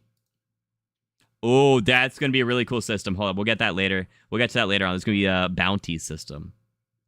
Dynamic operations are multi-step objectives generated for each match and designed to create focused tasks from neutralizing abandoned weapons programs and securing critical assets to high-risk rescue operations and assaults against hostile forces. Every operation in this extraction shooter is built around escalating tension, replayability, and large-scale moments capable of impacting activity across the wider region. So dynamic operations are literally just, we're going to make a mission for you. Right, so you're done all your story missions. You can go into you can just set a dynamic operation instead of like your current like selected mission or story mission, and it'll say, okay, you load into the match, and it tells you like, hey, here's 3 objectives, go do them. You know, go break into the vault in this area, so, grab a bunch of loot and exfil with at least 20,000 or something like that. You know, like it's basically going to be making a bunch of missions for you, which is pretty cool. Is what, you know, it sounds like to me, at least. I also love that in all these pictures, there's so much cover, right? Like, they're in, like, a forest, there's rocks, a little less cover. There's some trees, but this is more of just a coastline. I mean, water is kind of technically cover. You know, we've got the, up here, we got another, like, snow-covered forest. We've got this, like, city with like, well, it's Korean. I was going to say Japanese, but it's most likely just a Korean, like, temple in the middle with, you know, a bunch of other, like, trees and whatnot. Like, I think this actually looks dope. There's going to be so much. And you can see in the reflection the nuclear reactors. Well, the exhaust for the reactors. The nuclear reactors are usually, like, 2 miles away from those giant exhaust pillars. All right. Where were we?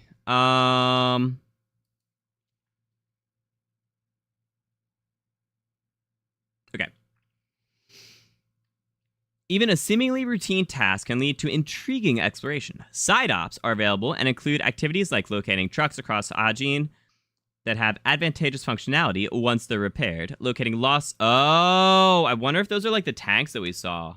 If like the MRAPs are kind of more tiered towards a contract they have to complete and then go repair it in order to get it versus like spending 200 grand on an MRAP key. That's interesting. or scaling damaged radio towers, or scaling, locating lost supply drops, or scaling damaged radio towers. There's the freedom to explore like never before, even into sectors of extreme danger, like the area of heavy fallout in the eastern part of the map, where it takes a gas mask and gumption to find loot only available in this point of interest. So there's also a, there's a fallout area, most likely near the like nuclear reactor area. Beyond these operations, Hajin supports free-roaming exploration for players who want to forge their own path, preserving the open-ended freedom that defines the DMZ experience. Whether hunting rival operators, scavenging for resources, hunting down dangerous lieutenants, which are the guys from the HVT contracts who gave you a guaranteed key every time, which is pretty cool. Accessing, at least in the original, accessing phones to initiate dynamic operations. Okay, so that's going to be the contracts then. Oh, wait. So they're going to be contracts that are just random. Give me a random contract. Oh, that could be it then. Commandeering a derelict casino while attempting to break into the vault without attracting a rival squad's attention, or simply surviving long enough to extract. These side tasks add a wealth of unpredictability and player choice. You're free all day? That's a lie, Steele. You're at work, brother. What's up, Project? How you doing, bro?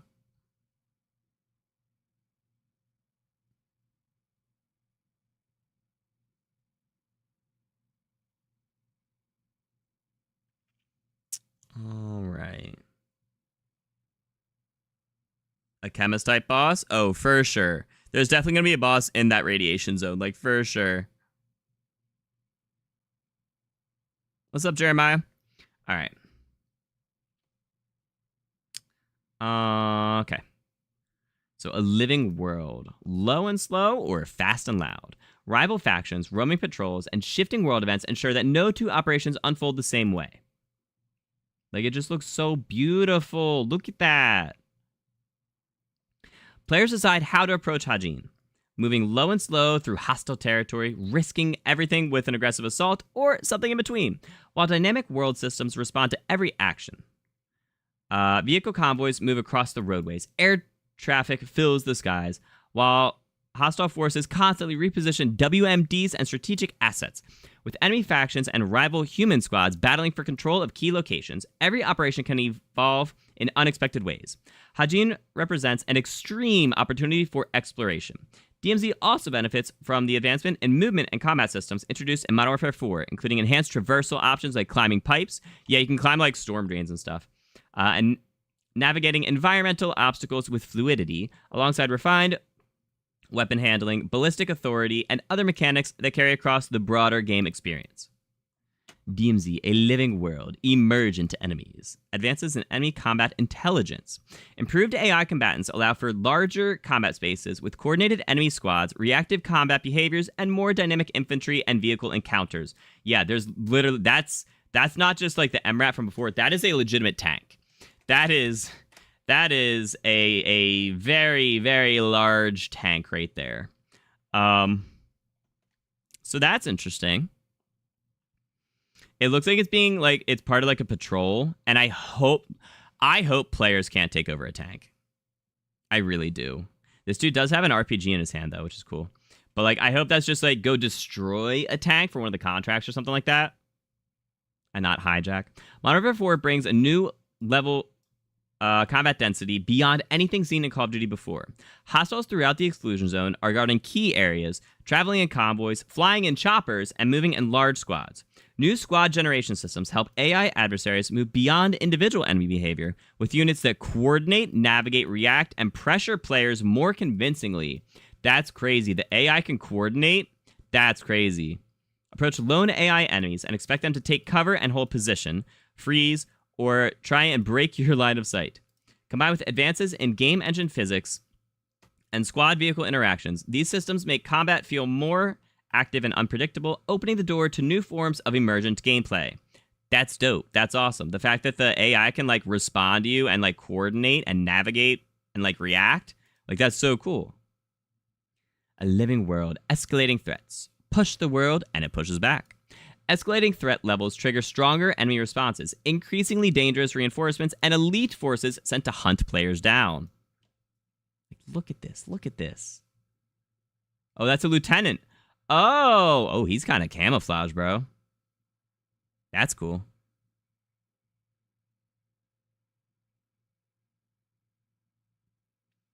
It felt like home. Oh my god.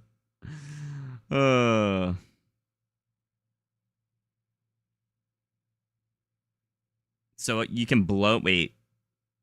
You do what? What's up, Waskley?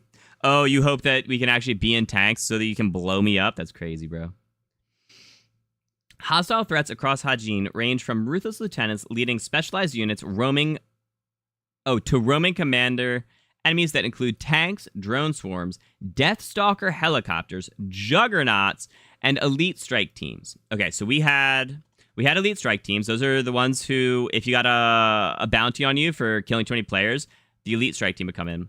Juggernauts, we did have a juggernaut. Deathstalker helicopters, we kind of had. That was more so, well, depending on what that means. Because there were helicopters that would drop in troops. There were also the helicopters that would chase you during the, deliver cargo missions. Drone swarms will be new.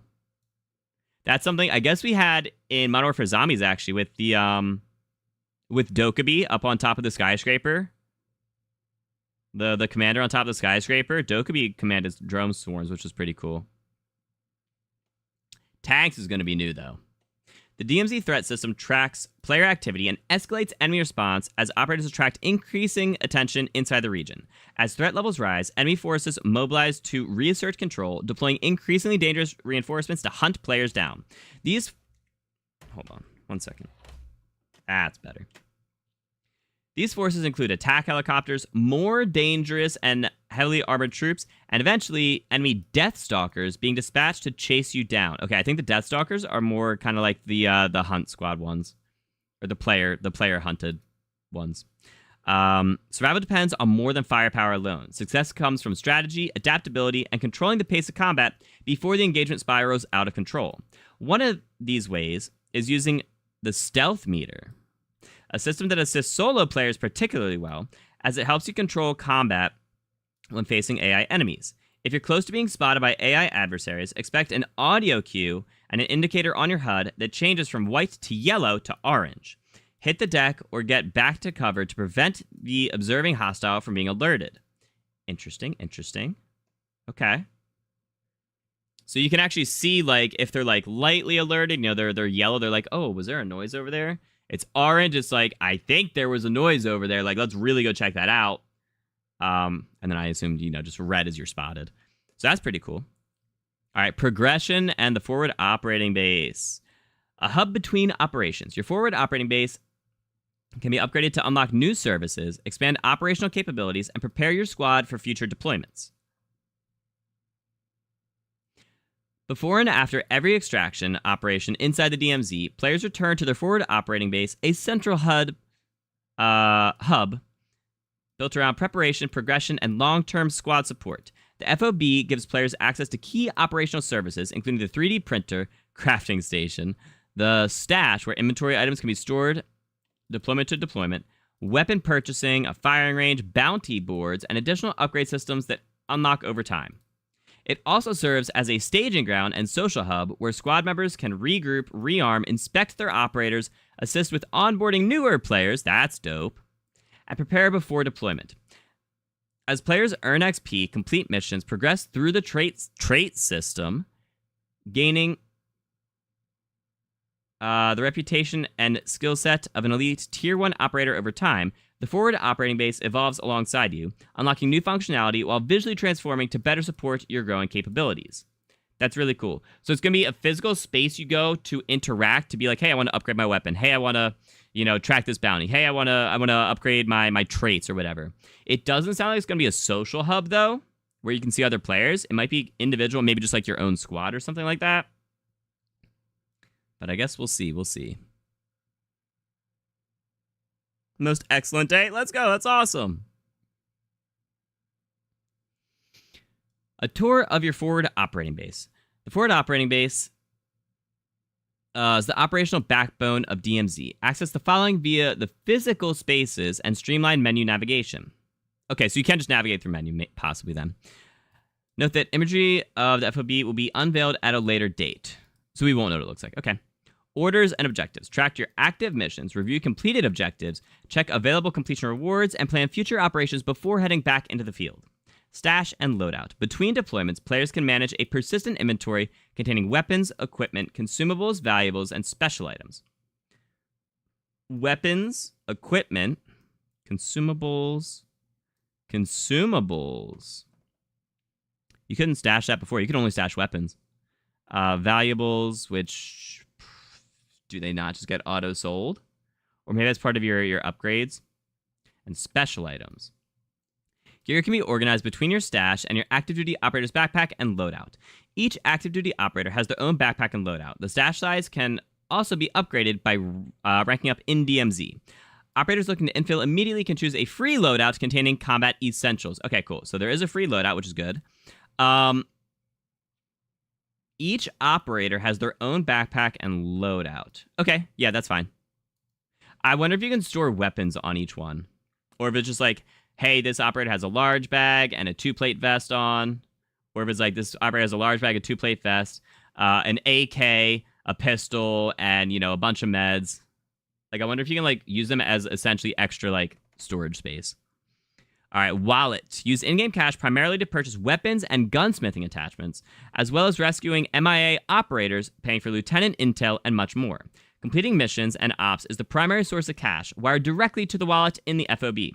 Expenditure of funds is a key consideration in DMZ, and players may wish to employ an active duty operator as a cash mule with particular skills when breaking into vaults, defeating HVTs or other bounty tagged human prey, or completing dynamic ops to earn cash. Hold on. So you can use cash to purchase weapons and attachments.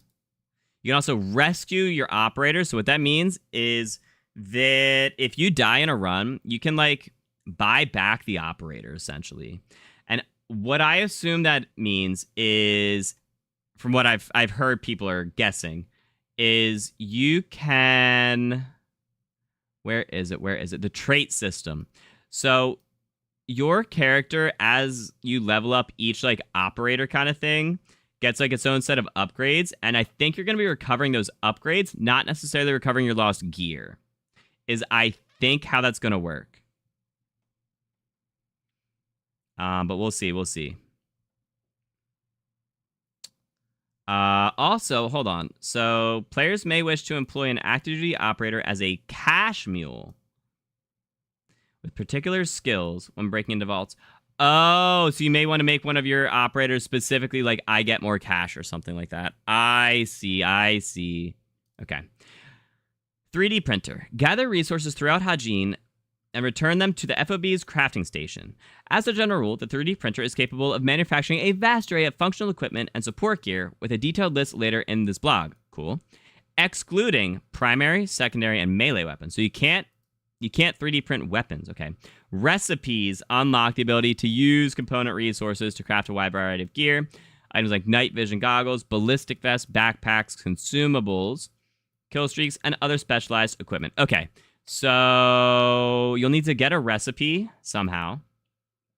And then you'll need to get resources to craft. I like that. But it's going to be done at your base instead of in-match at a buy station. So, like, in a buy station, you could bring, like, oh gosh, what was it, like 3 bandages, liquor, and a watch to get you a med vest, right? A 3-plate med vest in DMZ. And now you might just have those items in your base, and you might be able to just start with the med vest for your next run. So that's what it's sounding like to me, which is pretty cool. All right, gunsmith. Weapons and related attachments are purchased using cash. Okay, so attachments are also cash. Okay. The more effective the weapon or attachment, the more expensive they are. Duh. As you progress through mission orders and extract weapon manuals, okay, from Hajin, the option of purchasing the weapons directly becomes available. Okay, so you can't purchase weapons off the bat until you exfil with a manual for it, okay? Initially, you have to rely on weapons scavenged during deployment, so you can't craft anything in the beginning, okay? You can use cash to modify weapons with attachments you've unlocked, including Apex attachments, but each one has a cost. Suppressors, extended mags, powerful optics, and more all cost extra for the added effectiveness. The gunsmith allows you to add up to 5 attachments to a weapon, along with an Apex attachment. However, 8 attachment weapons have been confirmed. Oh, so you can only put it... If you want a custom build, you have 5 attachments. But you can find an 8 attachment weapon. Oh, that's cool. Weapon progression tracks across multiplayer and DMZ. No surprise there. Okay, so Apex attachments are kind of like the current Prestige attachments, but they're even more powerful. So, like, for instance, one of them was like adding an underbarrel shotgun to your sniper rifle. Or adding... I don't know. It was stuff like... Or no, it was to your pistol. Adding an underbarrel shotgun to your pistol, which was weird. There was something else for, like, marksman rifles. Or a sniper rifle. I forget. But it's, like, massive changes. It's not just like, oh, it's a better version of a stock. It's, like, big changes to the gun. So you can do that in addition to 5 attachments. You can have 6 attachments, basically. All right, weapon vendor. DMZ operators with enough in-game cash can purchase additional specialized weaponry from the military supplier. These weapons are added directly to your stash. The selection is limited and rotating, refreshing after a period of real time has occurred. If you're after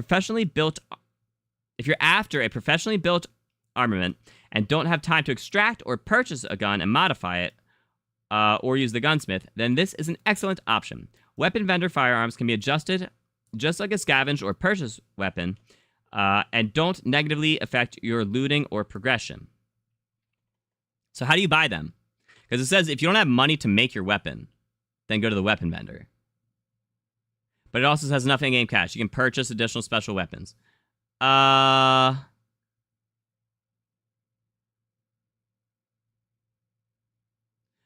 maybe they meant you don't have the time to purchase and modify. You just want something quick. That might be what they meant.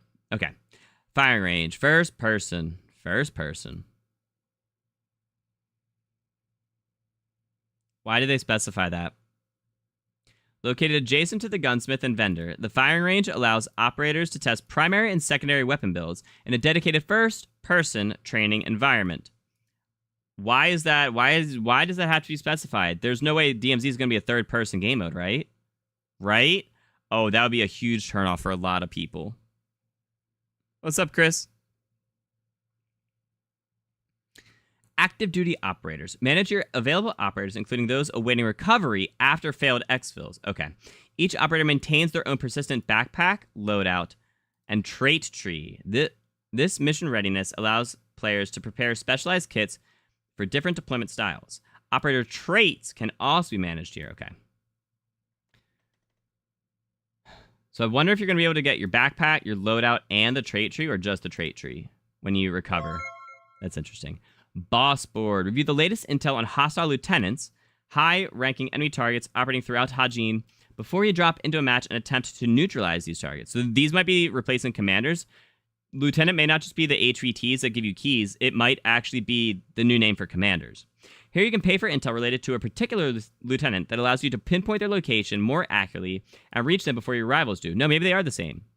Or climb hunt towers across Hajin, accessing a terminal to receive intel on the closest lieutenant to your location. Oh, slay lieutenant. They drop a set of dog tags. Okay, so instead of keys, they drop dog tags. Lieutenant's dog tags. Exfilling with these spoils of combat helps populate your boss board and is helpful to your continued success as a lieutenant killer. However, they are equally valuable to enemy squads who can track you via a lieutenant's dog tag you've acquired during a match. Oh, expect fierce resistance from rival teams attempting to appropriate your lieutenant dog tags, usually at hot exfil points, so they can populate their own boss board. Okay. So what this sounds like to me is previously in DMZ, you needed to kill bosses for some of your upgrades, right? You needed to go kill the chemist for upgrades. You needed to kill the rhino and the sniper for upgrades. And all you had to do was kill them. It didn't matter if you exfilled or not. But now it sounds like in order to get those upgrades, you have to kill them and exfil their dog tags, which will show up on the map like a global hunt squad. That's crazy. Okay. Also, exfilling it will populate your boss board. Okay.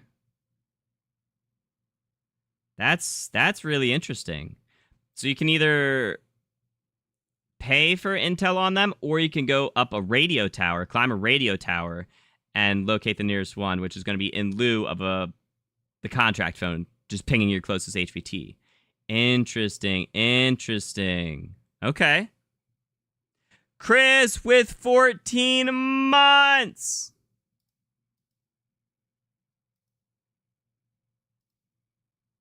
of the Goober Gang. I appreciate that, guys. Give me some big old dubs in the chat for my guy Chris. Let's go, dude. That's dope. That's dope.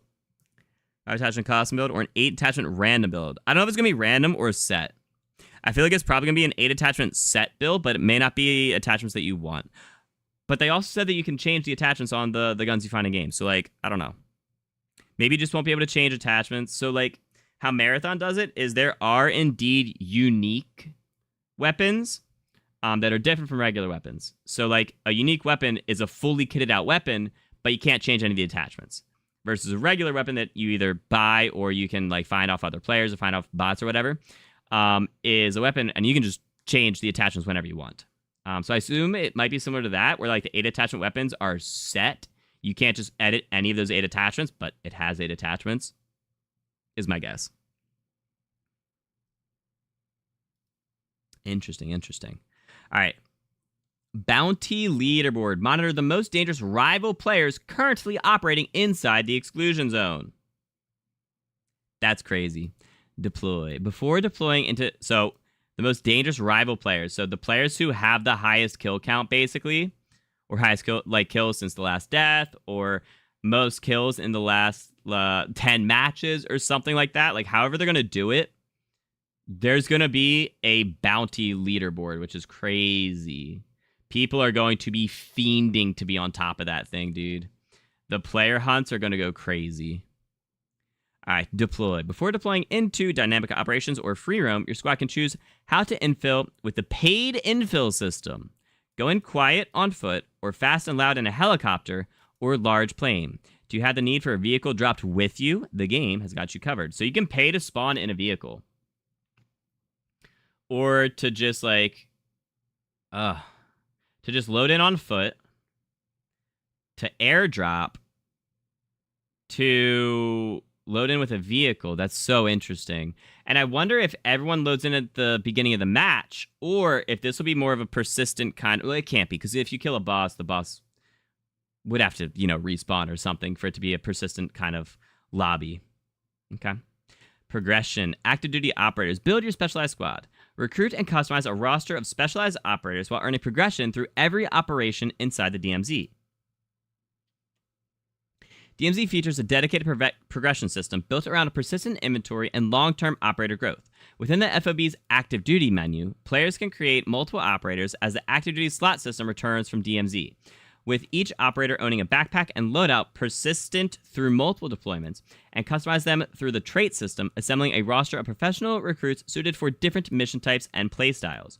The more players accomplish during an operation, the more XP and progression rewards they can earn, encouraging more risk-taking and deeper exploration.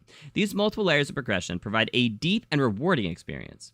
Global player and DMZ XP, story missions, dynamic operations, and side ops are all excellent methods of attaining XP, along with additional activities and enemy takedowns. This is irrespective of whether you successfully exfil or not. There are no XP penalties for dying during a match, which is good. There's probably a reward for exfilling, I would assume, though. DMZ XP. All XP earned in DMZ upgrades your forward operating base, unlocks new stations in your FOB, and ranks up your operator. This allows you to unlock game-changing traits to customize your playstyle.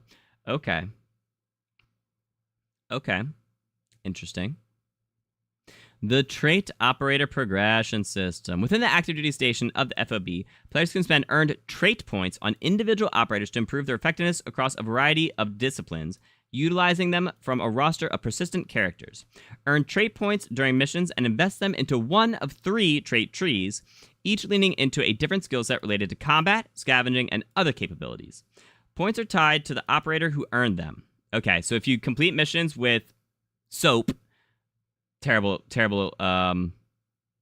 example, but he will get skill points for himself.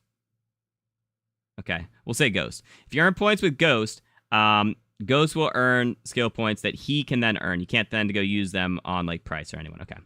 Unlock traits along with passive benefits that allow you the freedom to specialize individual operators for specific roles, including proficiency in PvP engagements, infiltration, looting, recoveries, or as a cash mule. I'm so interested in what that means. Just they earn extra cash, I assume. I don't know.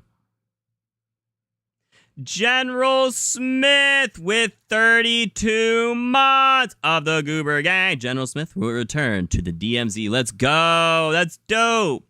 Guys, gonna get some big old dubs in the chat for my guy, General Smith. That is almost 3 whole years, brother. That's awesome. I appreciate that. Pay to win? No, not real money. Well, maybe real money, but in-game money is how you can, like, get your operator back. You can recover your operator. All right, DMZ progression and looting. Squads of 6? I don't think so. I doubt it. 6-mans are honestly terrible. They're just so oppressive. Like, it can be fun to do it, like, when you could do 6-mans, to just, like, be like, hey, like, let's go crank out tons of missions. But then there were the people who would just squad up as a 6-man PvP and just slaughter the entire lobby, and that just wasn't fun. All right. I think I liked how it ended. I liked 3-man squads with the ability to assimilate up to a 4-man. I think that was fine.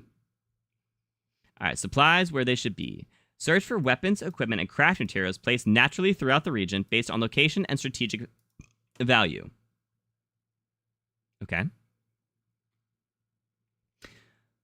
Looting is a core part of progression in DMZ, built around meaningful resource gathering that rewards players who learn the region, study the map, and understand where valuable resources might be found.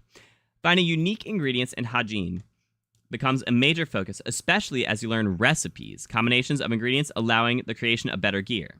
Hunting for rarer ingredients that build more powerful equipment like printing kill streaks, improved plate carriers or backpack types, and searching for recipes that upgrade your 3D printer to enable you to print even more potent items results in a much more meaningful looting experience. So you're going to be able to find recipes. They're going to be kind of like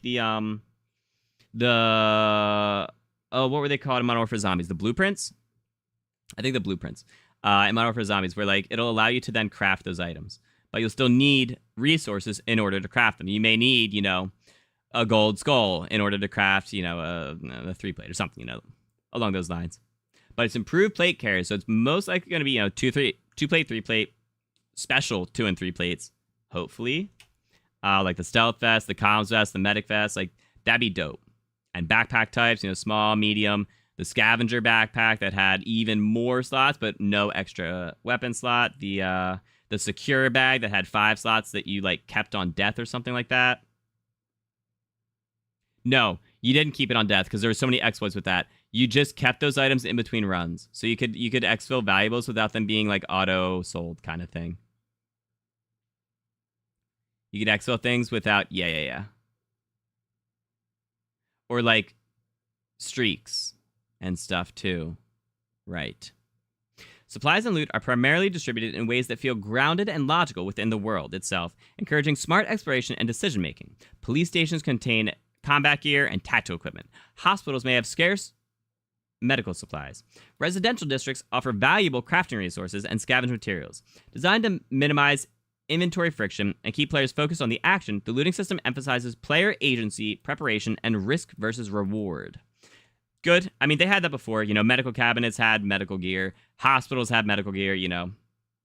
It makes sense. There were a lot of kind of universal items as well, and universal, yeah, just loot. But they kind of had it where it was kind of, like, logically, like, made sense where you found it. But yeah. Do laugh the game community. Hey, I appreciate that, General. Always glad to see you here, my good sir. Prediction apparently was correct. Thank you for letting me know. Wait for what? All right, progression and crafting. All right, we're like 2/3 of the way through this blog post. Build the gear you need. Gather resources throughout Hajin and use the upgraded 3D printer system to craft equipment, weapons, and high-end gear. Okay. Crafting gives players greater control over how they prepare for future operations by transforming recovered resources into valuable equipment and combat-ready tools.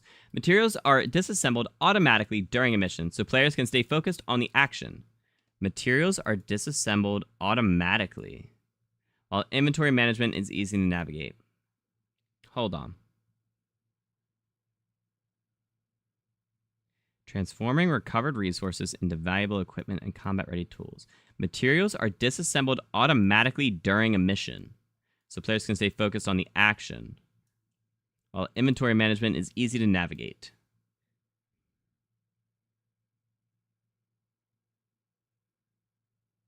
My guess is that means if I pick up,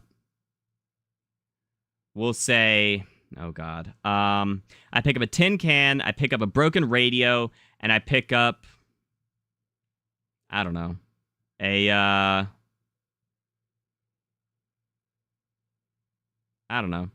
broken headset. All of those will just automatically be converted into metal scrap or something like that. And that way your inventory management doesn't have a bunch of like useless items that you'll have to like disassemble.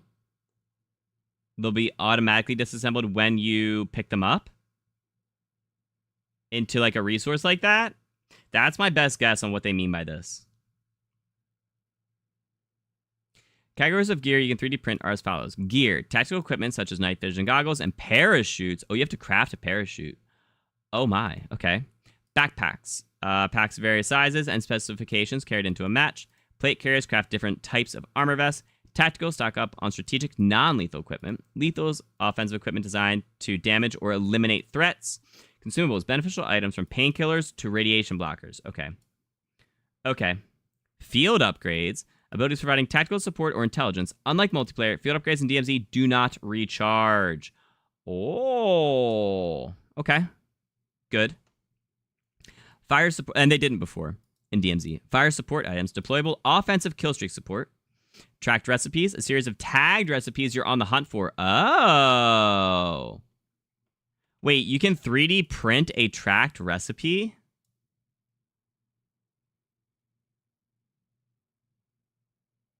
Will that just show you where on the map to find it? Special items, a wide variety of items used for a wide variety of purposes, probably like a self-revive or something.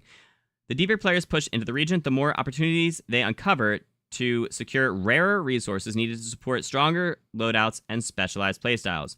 There's so much info in this blog, and I have some questions. What's up, Mackler? How you doing, bro? You can start a match on foot, or you can pay to start the vehicle. It's not going to be 20 real dollars. It's going to be 20 in-game dollars, but it'll probably be like 2,000 in-game dollars or something like that. Yeah. That's my guess, at least. Here the whole time. And you went back to the start? No, that's so weird, Bobby.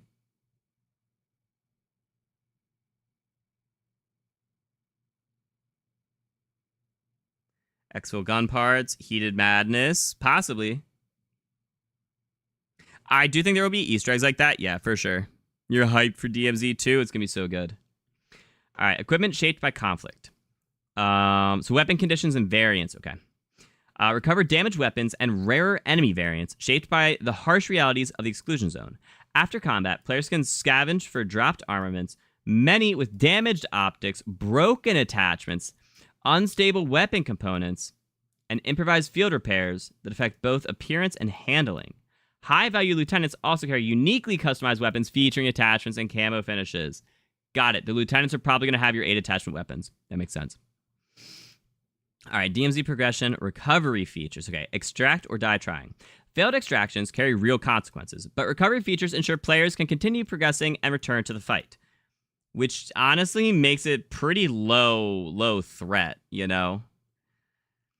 Those squads have multiple options to exfil from Hajin, from helicopters to skyhooks. Not every deployment ends with success. When an operator is downed, they may be rescued, left to fend for themselves, or become lost in action. Fortunately, there are additional options. Tourniquet. A new survival mechanic is the tourniquet, allowing you to heal to a wounded state if you don't have a self-revive. You won't last long after tourniquet application, so you need to apply additional medical items to reach full health. Okay. So if you don't have a selfie,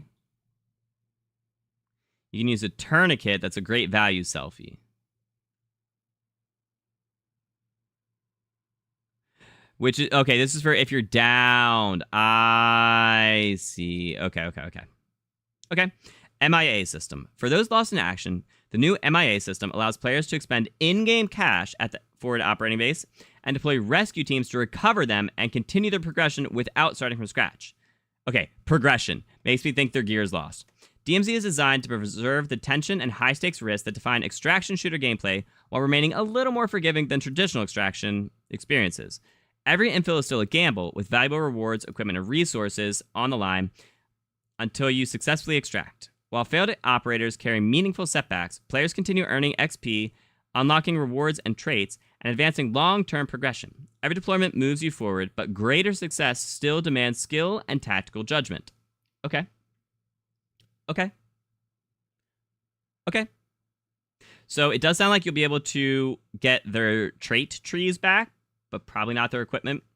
And I hope it's a hefty sum, honestly, to go to get your operator back, or like a hefty sum plus a cooldown. Because, you know, it says that technically, you know, you deploy a rescue team to go recover them, right? Maybe that'll take some time. You know, it'll take 20 minutes after you pay 20 grand in order to get your operator back. That'd be pretty cool. I'd be okay with that.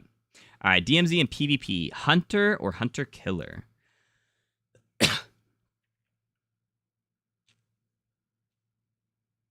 don't like the sound of what, Mario?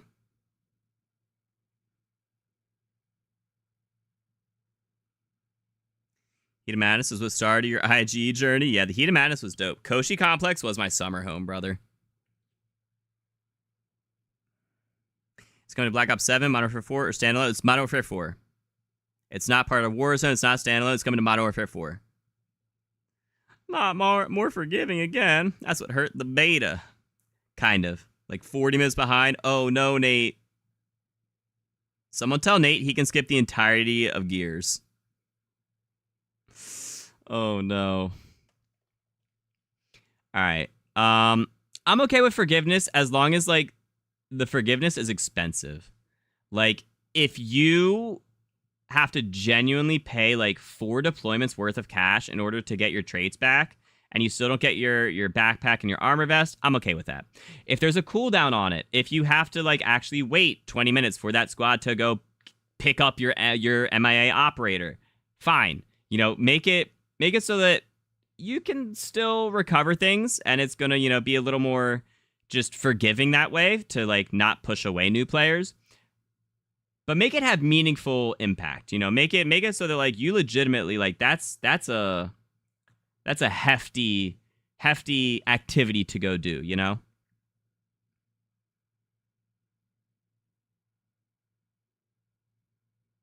Of the pay to win. So you buy credits with real money and can start better? No, I doubt you'll be able to buy real money.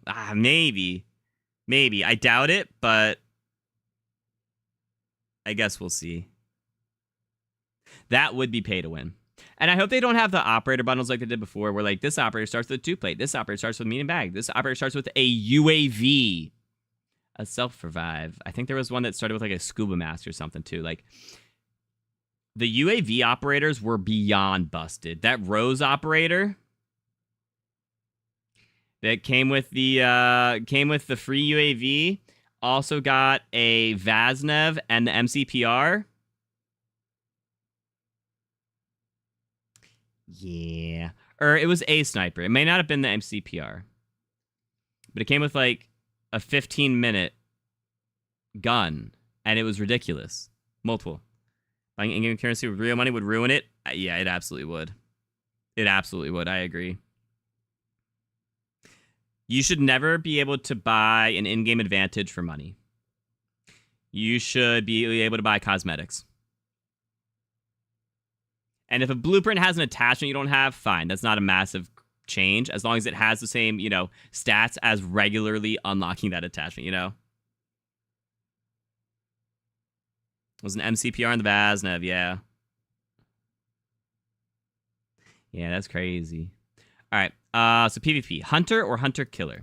Take down rival operators, build notoriety, and climb the bounty leaderboard as the hunt escalates.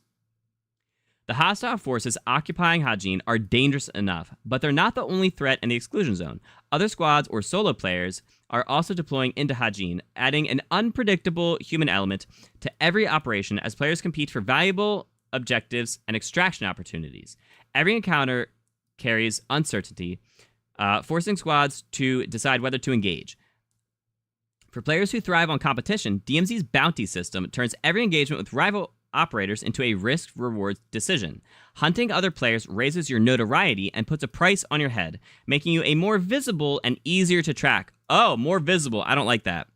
As players' notoriety grows, successful hunters can become some of the most dangerous targets inside Hajin. Earn a place on the infamous bounty leaderboard by becoming a notorious killer or a bounty hunter.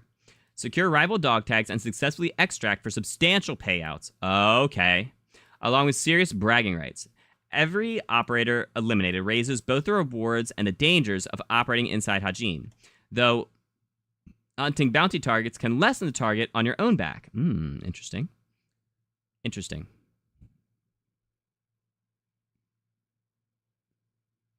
Looking forward to Gears more than Modern Warfare 4. That's fine. As soon as GTA 6 is out, everything else is getting dropped. Yeah, a lot of people are going to be like that. And I think that it's like GTA 6 is going to be huge, but if they don't even have online in the beginning, people are going to go through the campaign and wait. They're going to go back to other games. You know? All right, prox chat. And these high... Oh, wait. So, wait. Something in here... There was something I wanted to touch on. I don't remember what it was.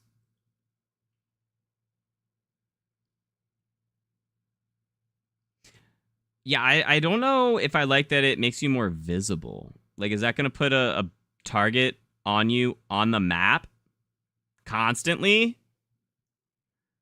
Like, there's going to be this red area, and we know there's a high-value target in there who's just been slaying out his past couple of matches? Or, I don't know. Is it physically more visible? Like, your operator has, like, a glow around them or something? That'd be weird.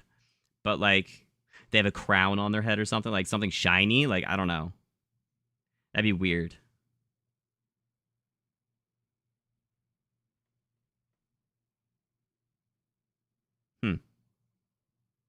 Yeah, I guess we'll see. All right, prox chat. In these high-tension situations where life and death hang in the balance, you'll need to stay frosty and employ vocal communication to end an engagement either peacefully or with a satisfactory kill. With an upgraded engine comes a revamped prox chat, allowing you to listen or mute rival operators within the vicinity of you or your squad, along with the following improvements. Distance-based vocal fall-off. Okay, here's some interesting stuff that I'm not a big fan of. So, we'll see. I understand it, but I think it's abusable. All right, so expect to find it easier to hear rival enemies the closer they are to you. You can walk on, like, you can tell if someone's, like, if you're getting close to someone, if their voice is getting louder, essentially. Directionality. Pinpoint chatter more precisely depending on the direction your foe is approaching from. I can tell you are this far away in that direction. I don't like that. Environmental voice reverb. The type of interior structure or exterior topography affects the reverberations and echo of incoming comms, perhaps giving clues to their whereabouts. That's fine, actually. That's fine. I don't like that you can kind of target someone through that distance. I like knowing that someone's near you, but not knowing exactly where they are and being able to pinpoint them.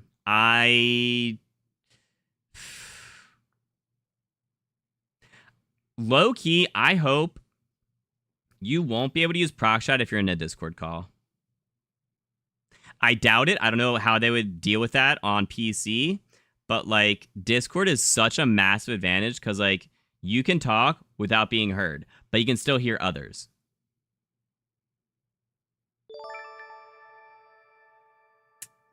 Yeah. Oh, that's it. See you in Hajin. Built on the same foundation powering Modern Warfare 4 multiplayer, including refined and fluid movement across maps, an expanded equipment and full complement of weaponry, enhanced gunplay, and ballistic authority, DMZ brings the full breadth of Call of Duty combat into a persistent extraction experience. Stay frosty. Additional intel coming. Track the latest news. Great. Additional. Yeah, there's going to be an open beta. Launching on the 23rd. Additional announcements at the Xbox Game Showcase, which we just did. There wasn't any announcement. Latest episode of the COD Pod. Oh, there's going to be a COD Pod today? So I have further DMZ intel arriving in the weeks and months ahead. Wait, there was a COD Pod today?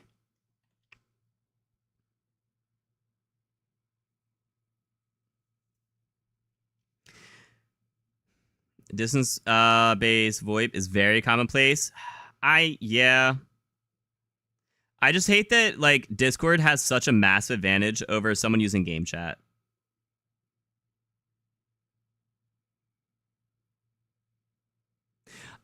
What I hope they kind of do is something that Marathon did actually. So you've got your game chat, and then you can hold right on the D-pad to go into prox chat as like a toggle, as like a secondary toggle for like your voice chat. So like you can talk with just your squad, or you can hop into prox chat, so that like I'm not at a disadvantage because I'm not in a Discord call. And I like that. Yeah, but I just, you know what I'm saying, Cobb? Like, there shouldn't be any sort of, like, advantage for using an out of COD system, you know? PS Party, well, that won't work with viewers. You can toggle it on and off, but, like, if you toggle it off, you can't hear other people then either. Like, you're not at a disadvantage, but you don't get the advantage, right? Yeah, it's, you know, I don't know. The Discord train, yeah. We'll see. I stop PC from using Discord and push to talk? I don't know.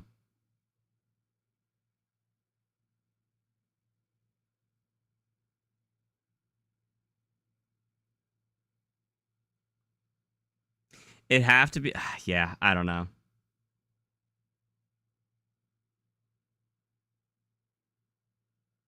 So instead of, disabling, you know, Discord with prox chat, more so just making it so that, like, not everyone's in prox chat by default, I guess is what I'm saying. Don't allow push to talk. Ooh, I wouldn't want that. With your homies. That would probably not work, Mario. Most games, there was like 1 or 2 games recently, but most games, if you're in a PlayStation party chat, you can't hear in-game voice chat at all, right? I can't hear my COD lobby if I'm in a PlayStation party chat. There was a game or 2 recently where you could, which was, I think it's Battlefield. I think Battlefield, you can still hear the in-game comms even if you're in a party chat, which is super weird.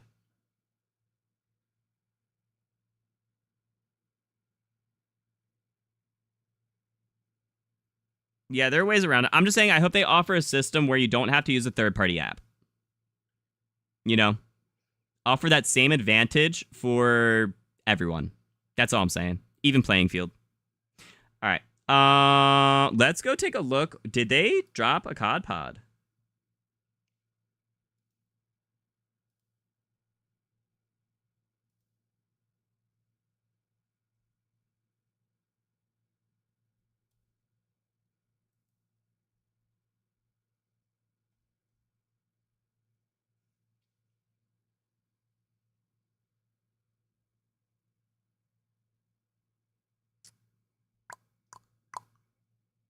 Yes. Oh god. Can I stop? I want to can I There we go.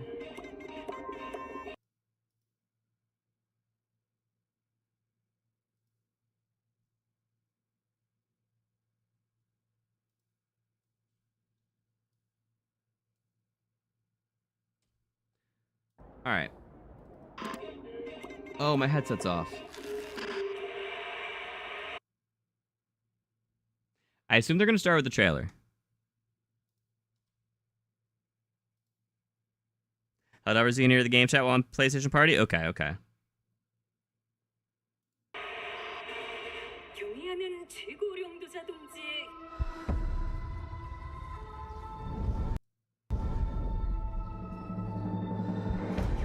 Alright, we got a 30. Yeah, it's starting with the trailer. Oh, wait. I remember who made the last DMZ? Infinity Ward. Right? Was it Sledgehammer? Because it was... No, it was probably Sledgehammer because it was part of Warzone, right? I don't know, actually. Payment went through. So, I saw somewhere, I don't remember where. It might have been Call of Duty.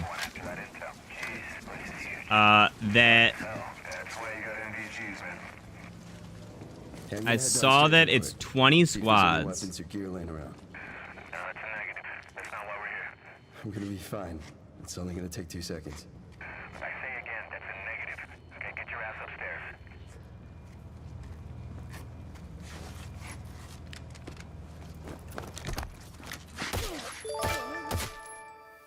And he's down. Let's go help him. Hell no.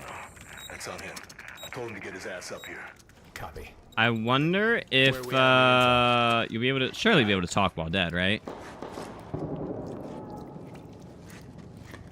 Alright. Let's find that HVT. On you. Overwatch to actual. Letting that intel compromise your location. Enemies are alerted to your position. Shit. Yeah, you know we're here.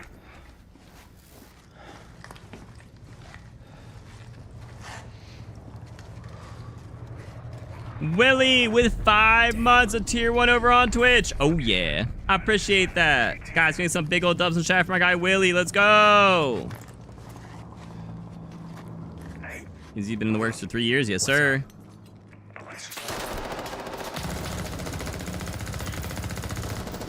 It was Infinity Ward. Okay. Yeah, this is the gameplay we saw earlier at the Xbox showcase.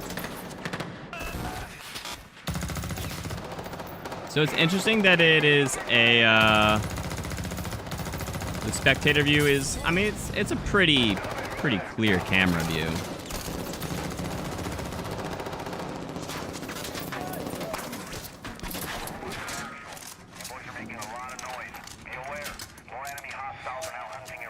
Was that the HVT? Hey, fuck the HVT. Let's just go to Exfil. Ooh!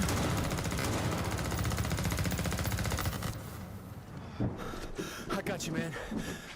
That took a lot of bullets. This dude's aim is also awful. You good? This dude is tax dancing. All right. Let me get some ammo. Actually, wait, no, I heard that there's no hip fire. There's no, they called it no bloom, but like they meant hip fire spread.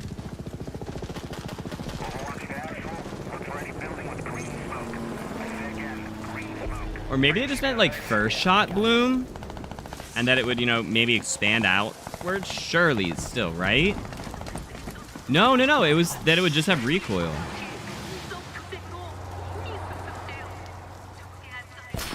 Alright, so you can see there's 5 minutes until exfil. That sniper is awful, brother.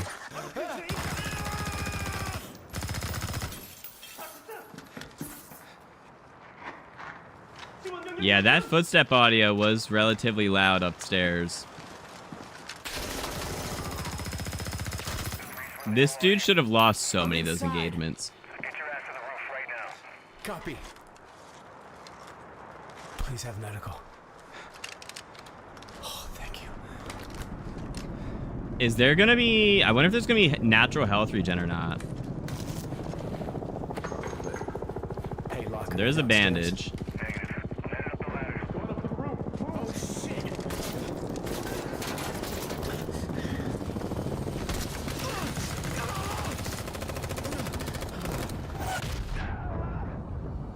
Getting knocked down by a rocket is crazy, though.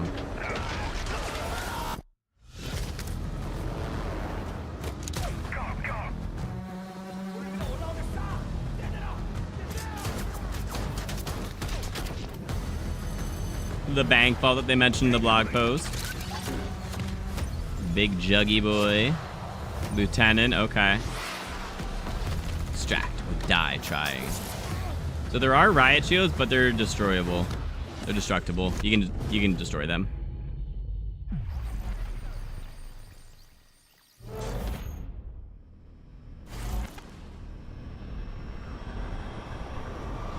Closer look at DMZ. Yes, sir. I'm Isaac, here with Stephanie Isaac. at Infinity Ward, and we're gonna take a deep dive into DMZ today.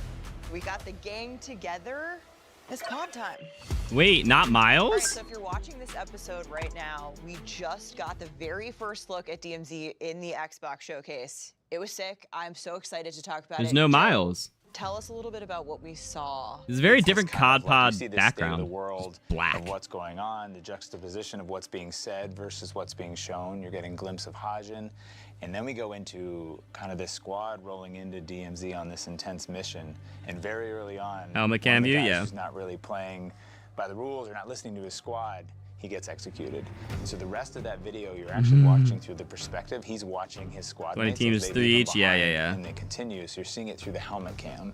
That helmet This is cam DMZ. perspective for us just felt tonally right. It's a really cool way to see. It's the DMZ, third mode for and Modern it's a Warfare little bit 4. of a tease. Like, we're not going to show you exactly everything, but you're going to get this really cool feel. Yeah, in general, the whole thing just wraps up, what, 4 years worth of development. Then when you see it all come together, you're like, wow, we really made a damn game.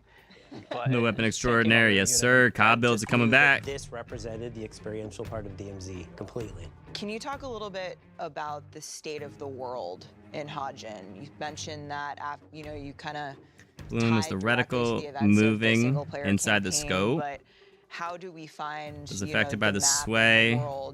Also the our ARs. picks up just a little while after the events of So the Bloom and single player COD campaign. There's a little has gold always rush going on been between these bullet different deviation. factions, and, the So North Koreans have I'm looking dead center on that target. back up the positions that they had. My bullet ended up hitting the single 8 point on that target. So you're inserted.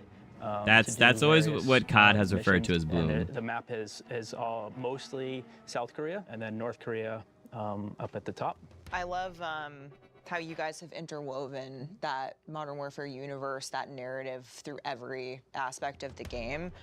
Obviously, making a big map like Hajin is a ton of work.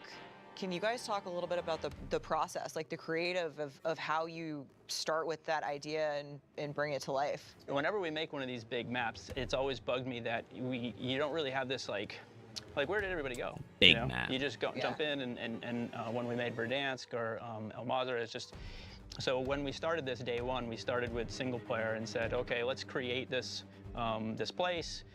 What's the inciting incident, and use that as a set dressing, as how we design and how we place things, and as a character to make the whole map really interesting. We found through these games that just being able to walk through the world and find these little areas and explore and discover things really added to the gameplay. And if you could just walk through a neighborhood and up into the woods and through some old abandoned broadcast station and back down into some farmlands, we could make that enjoyable and exciting, and kind of spooky, and give it this layer of character, then everything else that happens on the way is gravy. I think we are talking about what I want to hear those environments again. Growth, but also replay.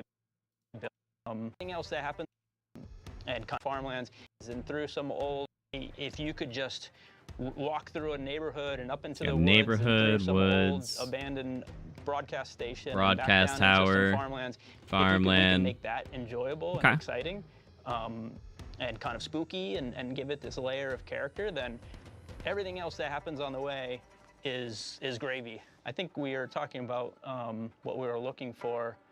One, player growth. Jane City, Casino, Fallout Reactor, Hospital. To keep there's probably gonna be multiple hospitals, yeah? The set deck, like the art military base, farmlands, prison, broadcast, dead town. You're like, people were here 5 minutes ago, but they weren't. But when you look at Hajin and you go into a building, you see like, oh wow, there's panic, there's chairs knocked over and suitcases half packed, and you're like, looks like someone left here in a rush. So every building is telling a story, which goes all the way back to that SP campaign. It's awesome. And what's cool is like even if you don't start with the single player campaign, you could play DMZ and then you see all these things and then you're like, I want to play the prequel. Yeah. The prequel. Like, go back and play the single player and see how this city got formed and shaped the way it is. So. I've also heard that, you know, DMZ is now a living world. How is that been trying to make the world living world? What does that mean? You've always mentioned when you push the world actually pushes you back. There's Mocha with a raid! Yo, how was your stream, dude? What's in it? We can start there. I appreciate that. What are we playing? That we have. Mundy could talk a little bit to the star system. Guys, we have some big old dubs in the chat for Mocha. Where you said like, why is it a living world? How was the stream, one dude? Of the philosophies I've had as we set up the world is we treat the world like an organism, and it's all at this equilibrium. Like if you just sat back and watched, everyone's just kind of doing their thing. The AI are traveling. That's the map. dope. I appreciate that. There's guys getting trained. There's doing exercises. They're doing knife drills and all this, and you're a virus as a player. You're going in and inserting yourself. I'm into sorry, the space I and missed. kind of messing it up. I missed some of Getting this. back and watched everyone like an living world. Like one of the philosophies living world, we had yeah. as we set up the world is we treat the world like an organism. Okay. And it's all at this equilibrium. Like if you just sat back and watched, everyone's just kind of doing their thing. The AI are traveling the map. There's guys getting trained. There's doing exercises. They're doing knife drills and all this. And you're a virus. The as a world player. feels You're going in more and inserting okay, yourself more into the real. space and kind of messing it up. And then the It's world not wants just to fight patrols back and, roaming. like, put things I back to see. normal. So that's Okay. why it's living. It's this world that's just so reactive to how you are in the space. It's like I like that. We're chilling here. We're quiet and peaceful here. Why are you coming to bother us, right? I mean, they're still evil. They're still doing nefarious things. We're more of antibodies. Maybe we're the antibodies. Sure, yeah. Welcome to biology, the podcast. Oh, biology. But yeah, we lean so hard into the world and making it feel alive and making it feel believable. And that when you go in, one of the difficulties with the DMZ beta was as soon as you fired your weapon, or as soon as an AI saw you and fired at you, they essentially people went knew. loud. They told a bunch of other AI Mhm. that there's something bad here, and everyone went after you. And so you didn't really feel like you could control the world. And Okay. in DMZ, we now have a stealth system that allows you to step out in the open, and as soon as an AI starts seeing you, you get an audio cue, a visual cue. You can hit the deck, you can pause that combat. You can take those AI out, and if you take them out without anyone seeing, then you can kind of control the world. But if you That's get cool. compromised and you keep killing more AI and you keep killing roaming commanders and whatnot, your star level goes up, and the world Star starts to come level. after you. They try and get rid of you. So we're really excited for players to engage. Is there with this actually a because it star does allow level? them to play how they want They to play. kind of But mentioned you can that. also manipulate it if you fade off into the woods, which is a big part of the map, is being able to kind of just disengage. You can use suppressors. There's a bunch of different things that don't really trigger a response, and so you really can kind of determine how much it will push back to you. You guys are such There's big no way that's the fans tank, and right? players of- Hold on. But also, So something they were saying is, whenever a bot sees you and they shoot, like they alert everyone that there's something happening over here. Something I hope that is a thing, especially at like the military base or whatever, is like the bots are doing training exercises, right? So hopefully they're actually like firing their guns. And like maybe the patrols are like, I don't know, firing their guns at something. Like they're doing target practice, they're doing whatever. And so it's not just whenever you hear a single bullet, it 100% always guarantees that there's an enemy over there. It might just mean that the bots are just doing their bot duties, I hope that'd be pretty cool. Can't wait to get 6 stars and have the military come after you. Dude, there was a tank. There's a tank in that gameplay.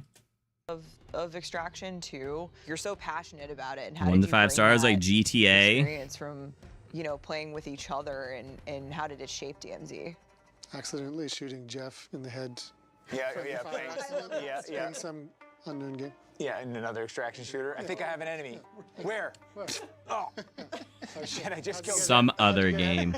And he's like, hide my shit in the I bushes. did the exact same to Jack Reynolds. Yep. You shot at me. Yeah. You looked What at me extraction where I ran shooter has ahead and friendly you're like, I fire? think I see someone. Tarkov probably?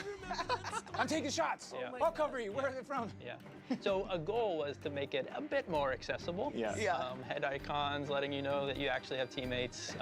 Being You able to have find teammates. A way to extract them. Just try to kind of make it. That sounds like Tarkov. More accessible. Yeah. I think one of the things. Hellies with RPG AI. DMZ was the different types of players, and how could we build something that appealed to a wide variety of players. So you have your people who are your collectors or your looters. You have your people Loot. who are your There's narrative loot players. I gobble. You have your PvPers. You have your PvEers who really like playing against AI or other bosses and things. And so that was our kind of challenge to ourselves, is if we can find a success condition for each of those players as they come into this mode, then everyone can exist together, play together, work together, hunt each other. And that was kind of the birth, I think, of DMZ. Yeah, that defines what we mean when we say accessible. Like, it takes all sorts of players. The community is diverse, and that's what makes the experiences so interesting. That's what ends up having these amazing different stories that come out from DMZ, because people are playing it in different ways, but all in the same space. Yeah. We actually did surveys in-game in terms of actually getting data from the players and getting feedback from the players of what they like to do, and that's where we came up with the conclusion that, like, yes, there was very diverse activities that people like to do in varying differences. Like PvP is a big centric aspect of this. Of course. But so is all the other activities that people were doing. And as we play live extraction shooters as well, I think there's something for us to the genre, which is the stakes, you know, like the loss, the like putting everything on the table, that excitement that you're only getting in these types of game modes. You know, it's a little bit. Something that I do hope, and it sounds like they might have actually done it with that blog post with the different mission types and whatnot, is that I like to always go in with having something to do. I don't want to just go in and be like, okay, we're going to kill players. That's it. That's all we're like. I like having some other thing. And if we encounter players along the way, like, yeah, we'll fight them. But like, you know, or maybe sometimes the mission will be to hunt, but not always, right? Like, I want to have a bunch of other things to be able to do, even after you're done, like, all the story missions and stuff, right? Because, like, I mean, very often I'll be done the story missions in, like, a week after a wipe. And so just allowing that to be something that we could just, like, continue doing, of not just, like, I'm done everything, what do I do now, you know, is something I hope they really address. Disappointed teammates. AVI has friendly fire nades, but not bullets. Ah, interesting. PUBG has friendly fire, not extraction, but still okay.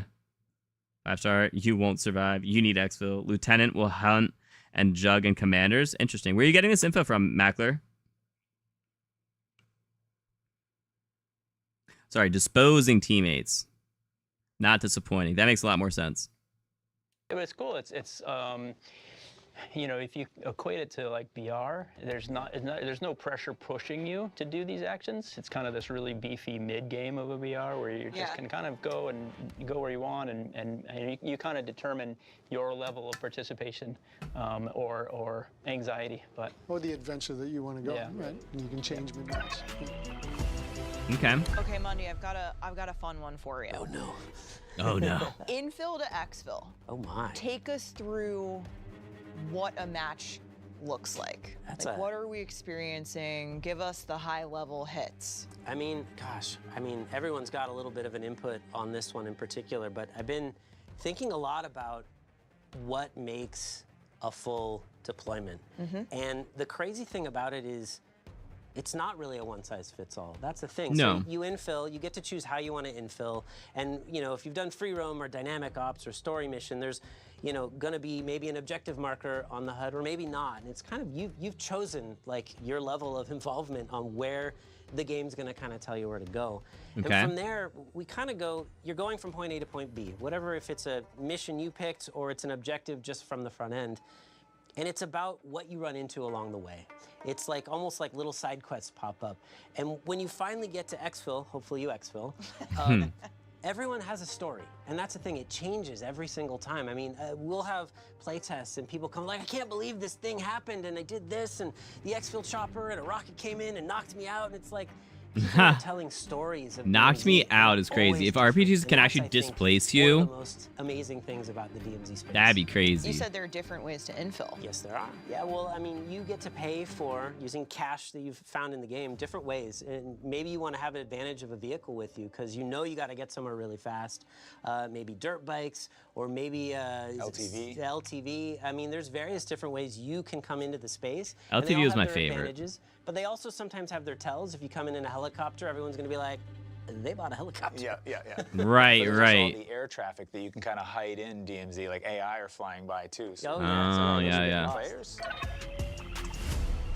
They bought a helicopter. They're loaded. Let's loot. We brought in a few people to play DMZ early, and there we had the weather. There were people that played early. So their first playthrough had heavy snow, heavy wind, and heavy fog. And they were like, holy shit. And then we were watching them play, and they're going upriver on the raft with the wind blowing and the snow going horizontal. And the guns are covered in snow in their hands, and then the next time So it they can played, blow a it was boat. rain sprinkled, that then transitioned into heavy rain.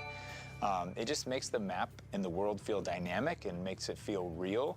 Okay. And then, you know, one of them was like, Line with the 5 gifted. well, you got a couple. Guys, can we get some big old dubs in the chat for my guy Line? I appreciate that. Who with them gifteds?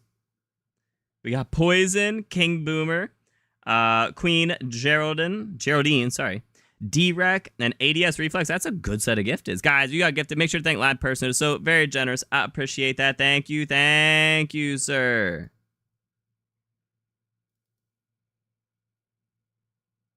Give me 1 second here. What's today? The 7th.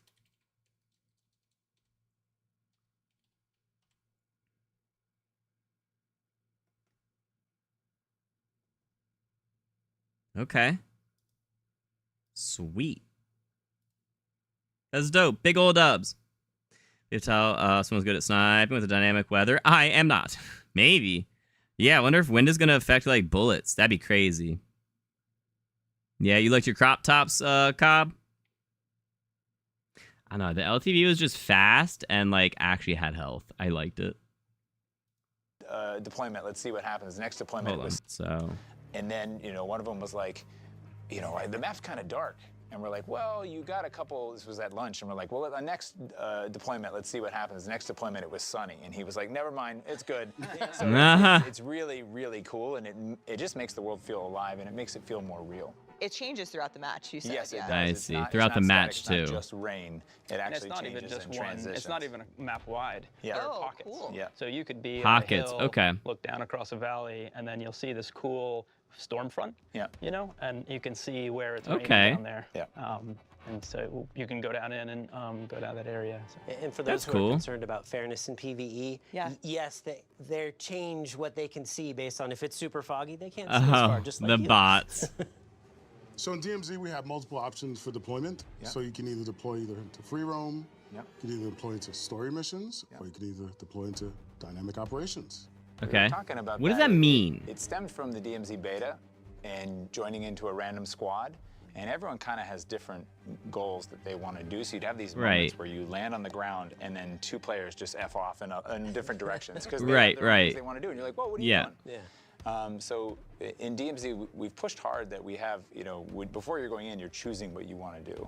So if you want to do story missions, then you choose that, and you get matched with other players on the deployment who are working on your chosen story mission. Same thing with dynamic operations. You don't have to run to collect the phone. You can just say, I want to go play a dynamic operation, and we pair you with a bunch of other players that want to do that, and that squad goes in. And so then you have that clarity. But if you want to do free roam and you want to hop in with other players who want to do free roam, then it's wide open. You guys can talk and figure out what you want to do. Got once it. Your boots hit the ground. It's kind of Let's. letting you have a shared purpose before you head into the match. Yeah. essentially. And our DMZ orders direct you towards those play experiences, because one thing we learned is dropping you right into the battlefield. Like, then the way you learn the game is through dying, and that's not really fun to, you know, die. Okay. You know, that's how I learned how to play DMZ. Yeah, yeah. I know. I mean, but some when players you are going to kill want to me- go in free roam, just be like, I don't care. Don't tell me what to do. I'll Exactly. figure it out. But And they for can a still lot do of it. players, it's Right. like, I want to do a story mission. Let's see what this is about. Right. Yep. Yeah. But you still get all of the unknown quantities of Yes, extraction, You're even still if with you're everyone doing a else. story That's mission. the Yeah, magic of yeah, it, is yeah, you're yeah. still with all the people doing dynamic operations, story missions, and free roam. They're all together. Right, So right, story right, right, missions right. for Okay. us, they're the So, okay, that cleared up a lot. It's a matchmaking filter. I say I want to do story missions. It's going to load me into a squad who's doing story missions. There can still be another squad who's doing free roam. They're PvP hunting. There's a squad who just wants to go do some contracts around the map. That makes so much sense. Okay, it's a matchmaking filter to try and find a squad who's going to be doing similar things to you. I like that. But everyone is still there. There's no like this server is only for story missions. You know, there's no like nothing like that. You're still in with 19 other squads together who are doing a bunch of various different things. That makes sense. Okay. Got it. Okay. That's good. That's good. Didn't read the blog well. The blog wasn't very... I didn't understand what it meant. I didn't realize that they were all in one match. Did you read the blog? Because that's not what it read to me.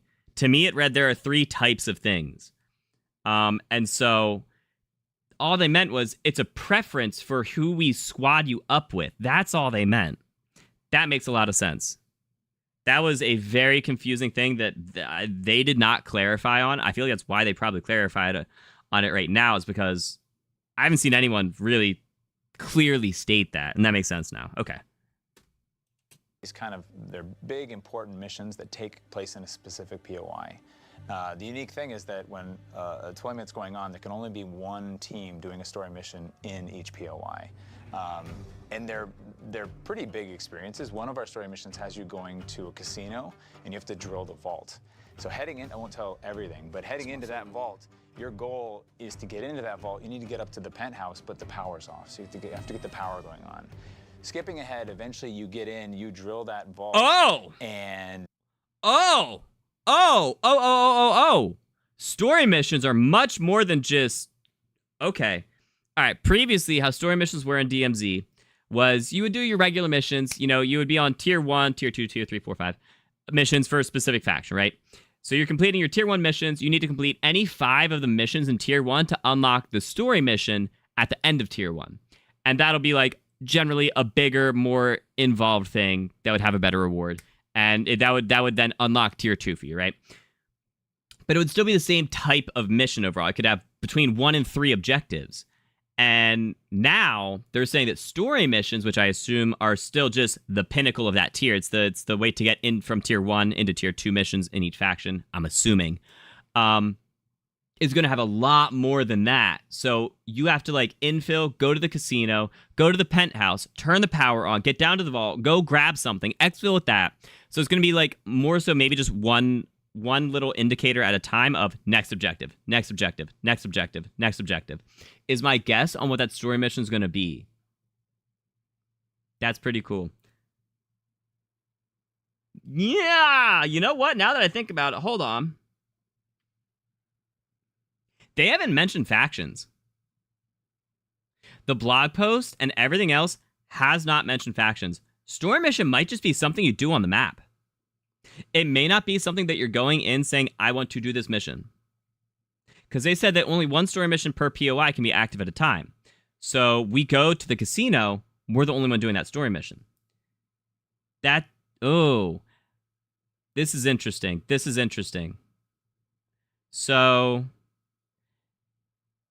No, surely there's a progression through them, yeah?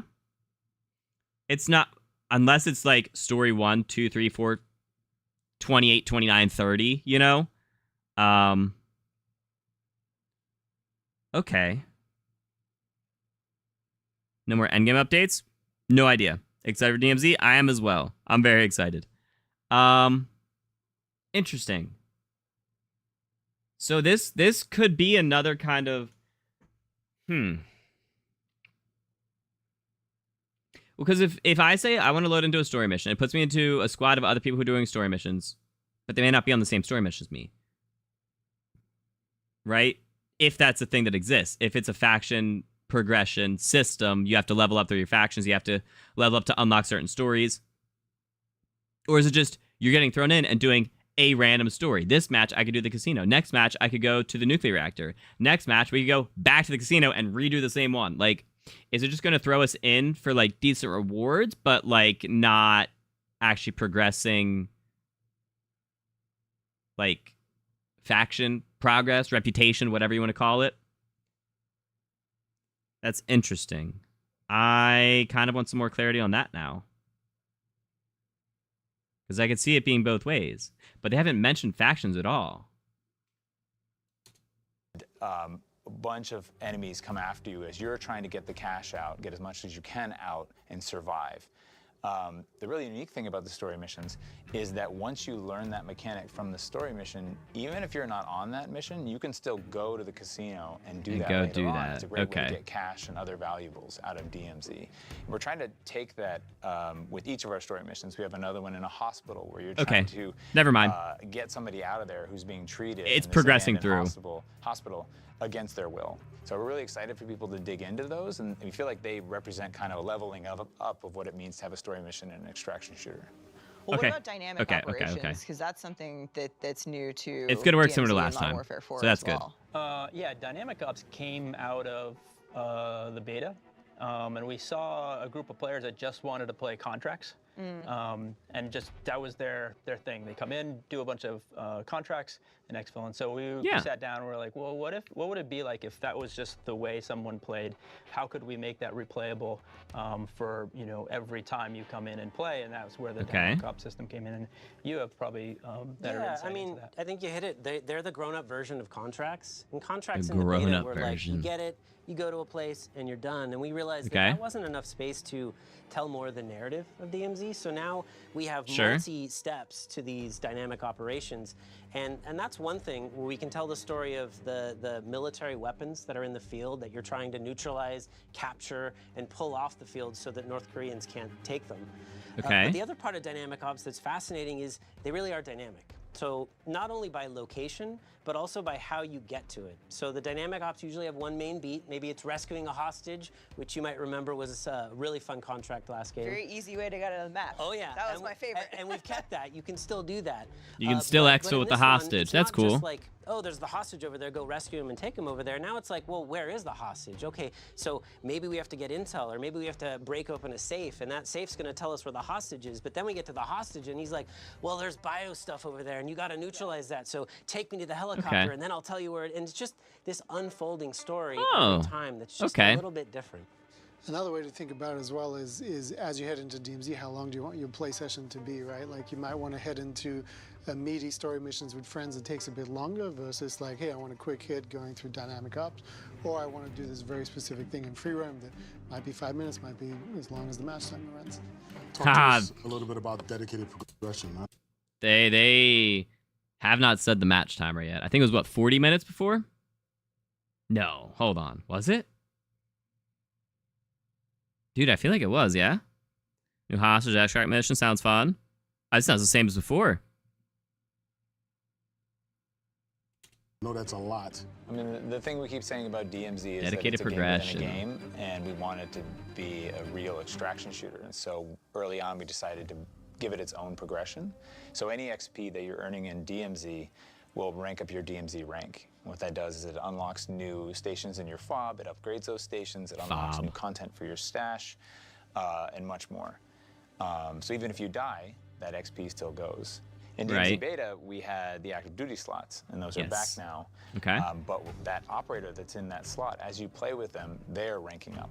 And as their rank goes higher, their dog tag quality increases, and you get trait points that you can spend on traits to customize that operator. But the coolest thing is that if that operator dies, you have an option when you get back to the fob to rescue them. We call it our MIA system. And you can spend cash to rescue that operator, and any XP you've earned now converts to trait points. You can spend those points and continue that progression with that operator. Just the trait points. It also means you can have an operator for different purposes. Yes. You know, you can start collecting this operators for when I'm doing my missions or going after some loot. This one's for when I'm hunting players. And so on and so forth. But also that operator doesn't just delete. The option to rescue him stays there forever. So you can, it's just like hey, I don't have enough money to rescue him, but I'll go and play some matches, earn up some money, then I'll go save him. You know? So about the stealth system. Is there anything that players should be aware of? I feel like it should be like. Artie, do you want to take the stealth system? I can talk about it. I feel like that MIA system should be the rescue system. I like that it only gives you your points back, so you can just rebuild out your skill tree, but you don't have any loot, you don't have any backpacker or plate vest or any equipment or anything. But I do think that it should not be infinite. You shouldn't be able to just be like, hey, this guy died 3 months ago. Let's go get him back. It should be like, hey, this guy died, and you have to get him back. And don't give it a time period. Give it a game period, right? Within the next 5 deployments, you have to get him back, or he's gone, right? I feel like that would be a little better for the like risk reward of it, of like, oh shoot, I don't have enough money. We need to go get money in the next 5 matches to get him, or he's gonna be lost forever. I think that'd be pretty cool. 30 minutes? Yeah, right. It was different the smaller maps. Yeah. Oh, did you play a couple days ago? Nice, Cobb.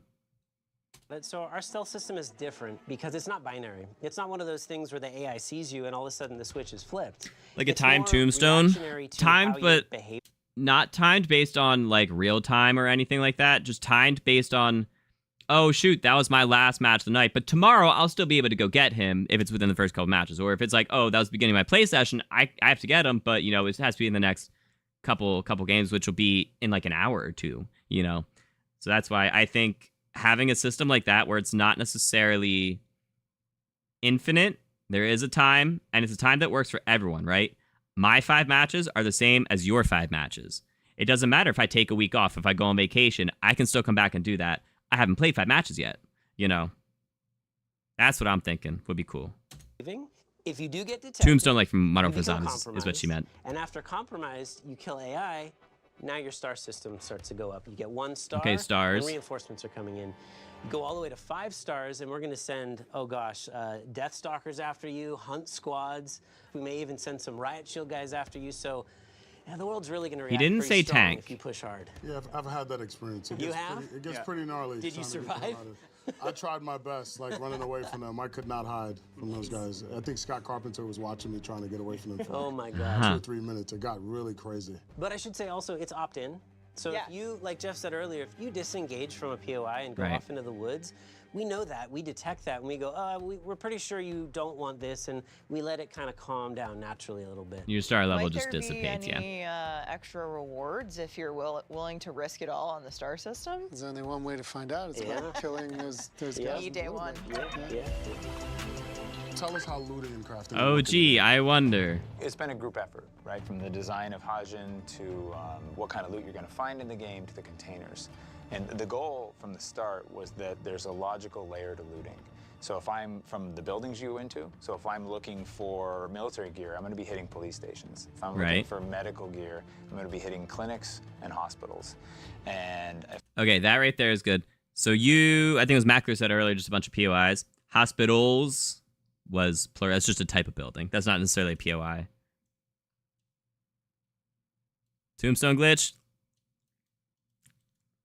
Get that out. Get that out. Hope cash reduces cooldowns. If there are cooldowns. For what? Oh, that'd be interesting.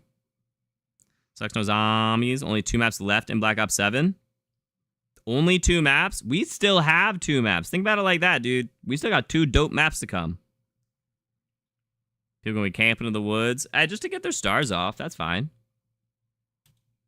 Here, actually, one sec. Let me go. Okay.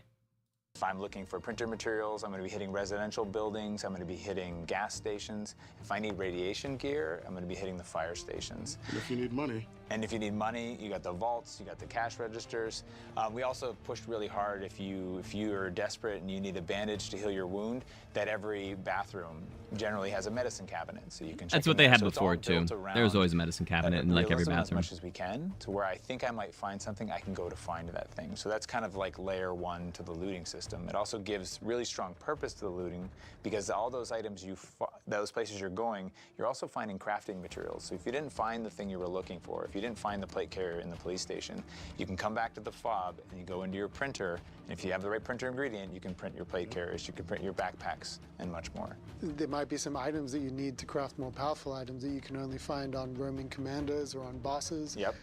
So you're going to have a fight on your hands if you want to get your hands on them. The fob is your gonna be a blueprints, really cool spot for you and your people to just your kinda recipes. Hang out. But there's also, what you guys are missing is that there's also a firing range in the fob too, no? Mm-hmm. Yep. Yeah. You know, so you can test out your weapon, whatever you just bought from the gunsmith, you go test it out in the firing range real quick. Yep. But it's kind of just a hangout spot for you and your team. You don't have to deploy immediately, but you can kind of just chill in there before you guys concept art. All of the fob is really okay. So it's gonna be something like this, like an actual military camp where like you're gonna have to run over there to go gunsmith your weapons. You're gonna have to run over here to go change your loader. You're gonna have to run over here to go select your mission. You're gonna have to, you know, do all that. That's interesting. It's fun and it's cool to run around, and when people are waiting to deploy, they're sliding and jumping. But anything you can do in the fob, you also can open up the menu and just quickly jump with our quick nav between your 3D printer to your stash to your gunsmith. So it's all really, really quick and easy to use on keyboard and mouse. Wait, and controller. say that again? And the friends to your party, and then they appear start off in you. Keyboard and mouse and controller. Your stash to your gunsmith. So it's all really quickly jump with our quick nav between your 3D printer. Anything you can do in the fob, you also can open up the menu and just quickly jump. So you can just do it in menus too. Good. To your stash to your gunsmith. So it's all really, really quick and easy. That's to good. use That's on keyboard good. And mouse and controller. And the fob is a place that you start off in. You have your fob, and then you can invite friends to your party, and then they appear in your fob. But it's just you and your friends. It's not. It's not anybody. It's not a full social Tell us experience. about Yeah. the different tiers of enemies that you're going to face in the DMZ. So you have insured slots, singular 2-plate system. Grunts, right? And Wait, you don't want a plate system? Why don't you want a plate system? I thought that was fine. What's wrong with a plate system? Insured slots. When you say you don't want insured slots, do you mean you don't want cooldowns? Or do you mean you don't want to ever be able to come in with your custom gun?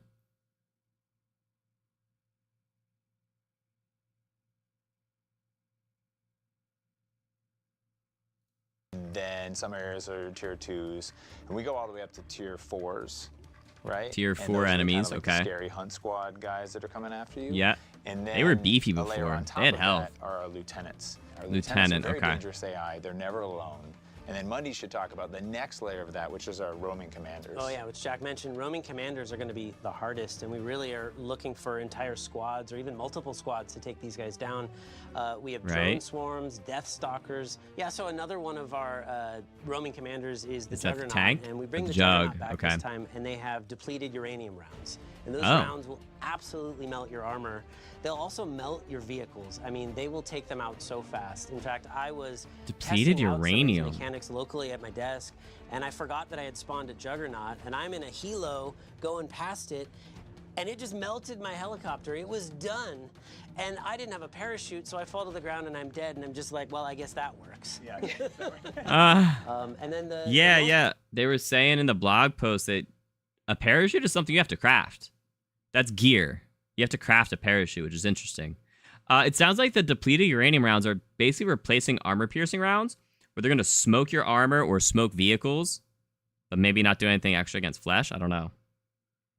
Are there all 3 plates, but have more than 3 variations? It'll build your own guns to bring in. The insured slot opens up the option for them to create the DMZ bundles again. Oh, you just want no cooldowns. Got it. More than 3 would be cool. Yeah. Stealth. Oh, I forgot they added tempered. So there were 4. There was stealth, comms, medic, tempered. Was there a 5th? I feel like there wasn't. You would rather everyone have a 3-plate. I feel like that's that's not an extraction shooter. I feel like that's like a BR mechanic for everyone to be on the same page there. You know? I don't know. I agree with the insured slot thing. But I feel like you should. I feel like I liked the armor system. Having the increasing rarity, increasing cost, increasing whatever for the different rarities. I mean, it works in other games. You know, you can store some 3-plates in your stash. You know, you can do whatever. I mean, that's what Marathon does. I like that. I kind of assumed it's what a lot of extractions do, right? Like Tarkov, you can definitely upgrade your armor. Yeah. Gonna be jumping off buildings without a parachute? Yikes. Yeah. powerful one, I think, is our tank. And the tank has main gun, which will take... Oh my God, that's and what I fall wanted the to ground. hear and about. It just melted my helicopter. It was done. And I didn't have a parachute, so I Armor fall to the ground system and as I'm dead, well and as I'm just like, well, ammo. I guess that Tiered works. armor and ammo. Well, how's that different And then the most powerful than a one, I 1, think, 2, is our 3 plate? tank. And the tank has main gun, which will take out your vehicle in one hit. Yep. And then an MG on the top, which will take you out when you're on the ground. It's got reactive armor, so even if you have an RPG, it might not do that much. And of course, it's got loot in it. You want to kill this thing to get specific Okay, good. loot So the to craft tank specific things is for the an fob. enemy. So sometimes you have to kill it. Yep. Didn't one just hit somebody in the chest? Yes, yes. We were testing AI, and the person was running out the front window, and they mantled just as the tank came over the hill, and just like, woof, just straight in the chest. Quickly had to apply the tourniquet and get back up. The tourniquet's actually something that we should bring up as well. Yeah, That's a good point. We were also looking for ways to help players who want to play solo or by themselves.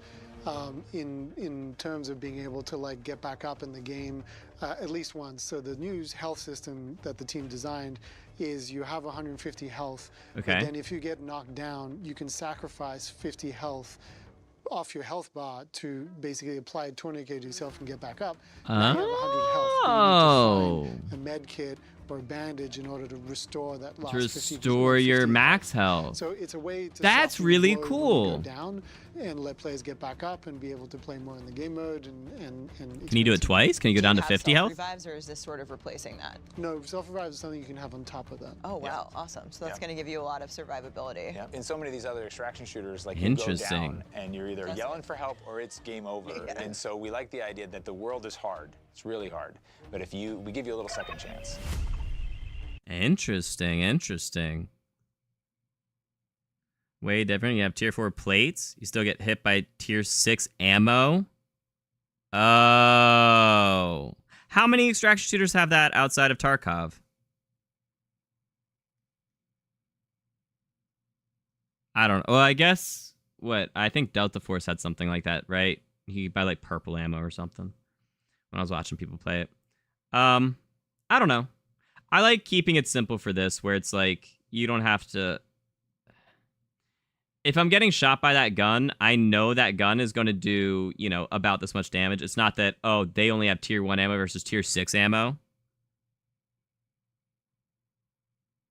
Yeah, we're going to be starting a new one for zombies after this.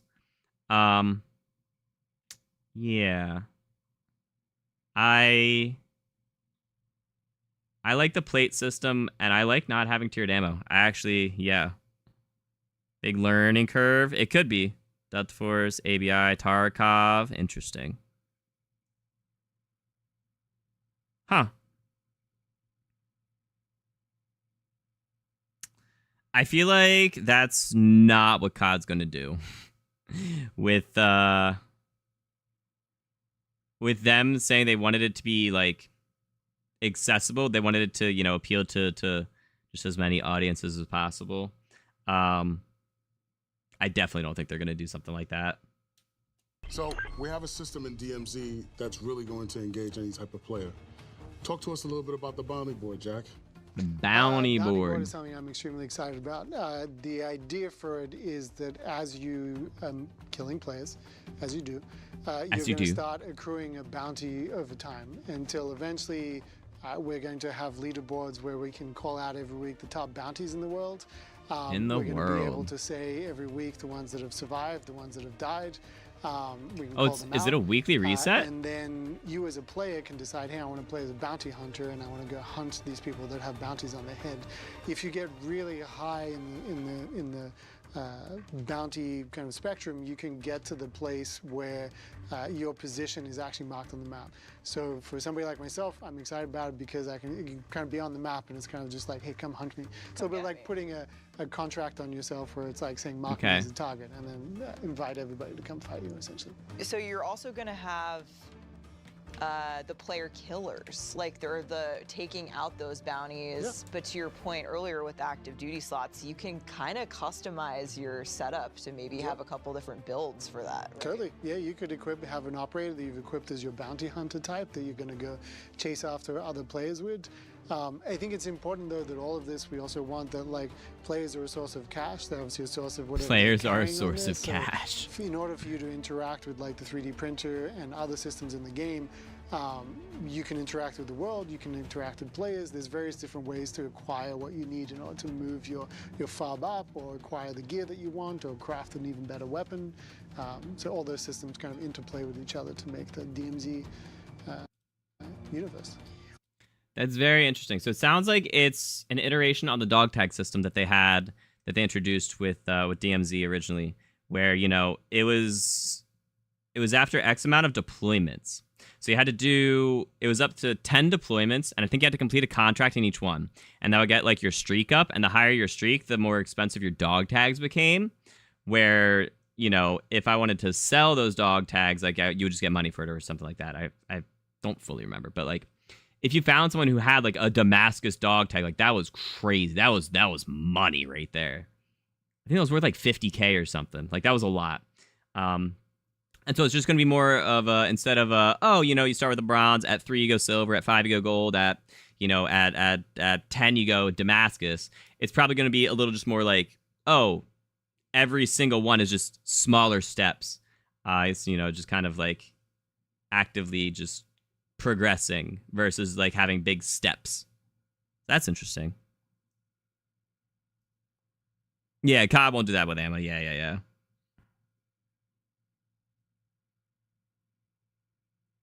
It's a better system. It's a more hardcore system, for sure. For sure. What's the single, you know, feature or element of DMZ that you're just all super excited for players to get into? I mean, you know, just exploring the map to me is, I want to see how people fight in it. Yeah. We've designed it so that the center has a lot of foliage. I like more that. foliage than we've ever been able to do. And when you get in there and you're in, it's not a last-gen consoles anymore. Like something out of they can movie. actually have, yeah. But being able to, you know, be in a little suburb, kind of feel too much pressure, and then just fade into the woods. You feel like some action hero that just kind of goes, you know, rogue and runs off. So I'm excited to see how many crazy firefights and stories just come from the map itself. I'm excited in the map that there's all these little secrets that Jeff and his team have put in there. I like the idea. I like the there's secrets. a care package hanging off the side of a skyscraper. Oh, okay. And I had to like jump down and hopefully land right on it to get, you know, the loot that was inside. Oh, that's cool. You go into what you think is a sewer tunnel and it leads to a secret base underneath. Like there's a lot to explore on the map. It's really exciting. And it's I like that. massive, right? This is one of the biggest maps you guys have ever made, right? It is the biggest. The biggest. The map biggest. that we've ever made. You guys, we've all been at this for almost, what, 4 years, maybe longer, right? With The DMZ. biggest map. As a fan, you know, I would love to know, like, what are some of the cool stories from the process of development into now that, you know, you'd like to share with some of the folks out there? I can think of one moment that hit for me where I became, I transitioned from a developer into a full-on fan of DMZ. I was playing with Matt Holdner and Dave Lee, and we were playing this match, and it was playing out like most matches do. You fight some players, you fight some AI, and you're going, and we were so immersed in the world, we lost track of time. And we didn't realize the radiation was expanding, and we missed the final exfil, or we missed the second to last exfil, and the final exfil pops up, and long story short, it was a race to get there. And as we're racing the vehicle, and it runs out of fuel, and then we're on foot, as happens, we all went silent. And it was really weird. I was like, did Dave's mic break or what's going on? And finally we exfil like 3, 2, 1, and we're in, the radiation covers the exfil chopper. We're putting on the masks that are in there. And I turned to Dave and I was, Dave, what happened, man? Like, are you okay? You got what quiet? Is your mic dead? And he's like, no. That was the most dramatic moment I've ever had in a game. And we all just realized, like, holy crap, like this is, all the things you've been working towards are finally realized into this thing that you can see now as a fan and a player. And we just went, wow, this is awesome. I think it's the it's the mix of so all final the things exfil together, exists. right? So you play and you're playing, and just the amount of times that Wait, actually, I want to double check something he said. And we're at a few, and you're going, this match of DMZ became I transitioned from a developer into a full-on fan of DMZ. I was playing with Matt Holdner and Dave Lee, and we were playing this map. Okay. I assume that was for the current game, not from the beta. Sometimes it's the mix of all the things coming together, right? So you play and you're playing, and just the amount of times that I say personally, when I'm playing, oh, that's fucking cool. Oh, that the map, I didn't realize that was there. Oh, the weather, oh, snow, that's really cool. You saw in the trailer the knockdown mechanic, and we have these moments Knockdown mechanic, yeah. You're traveling through, you're getting out by the skin of your teeth. You're Explosions at 5 stars, knock you down. away. In the exfil chopper, you think you're good, and this happened to Steve Nahara. That's totally gonna be a mission. Exfil with 5 stars. A chopper pulls up sideways to the exfil, and he's looking at him, and they fire an RPG into the An AI chopper with RPG. Yeah, there we go. and knocks him out the other side of the chopper. So he goes falling down. Holder's just looking. Oh, at him like, no. Sorry, bud.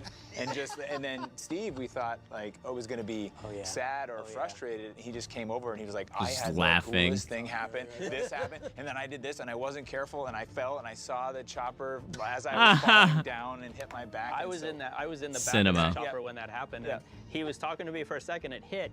It knocked me down, and I see him go out the back. Like, have you ever seen footage of someone that gets knocked off of water skiing? They just get in the water and they're drifting off. He's just like, yoo. So good. It's very Steve coded Yes, from what yeah. we've heard about Steve. It's happening again. So I want to talk about challenges a little bit. We know Okay, yes. players in the DMZ beta, they love And replayability. those, you know, long-term engagements, and I know you guys mentioned replayability has been top of mind. Yeah, we're gonna play today. We're still covering DMZ from earlier. So I have 2 Damascus operators. Oh, Master W the bounty system is gonna be good. Anything about extractions with cases? No, not yet. But maybe that's what we're about to get to. Or you could be very broken if it includes induces a knockdown. Possibly. It could also be only bot RPGs will do it. Riot Shield is back, but as a damage system is breakable. Correct. Yeah. And in multiplayer, it's a well, so here's the thing.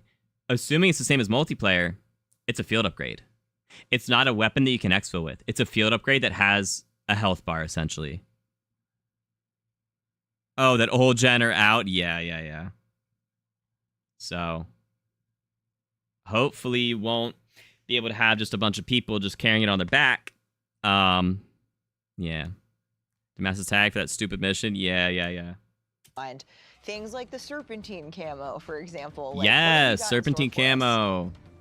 We don't have specifics, but we are working on long-term grind challenges, multi-step challenges. Multi-step And challenges. we're trying to make them challenges that are fun to do in DMZ, and they don't make you do something weird, like put on a hazmat suit and go sit in the radiation. But we have a bunch of challenges in store. Hazmat suit.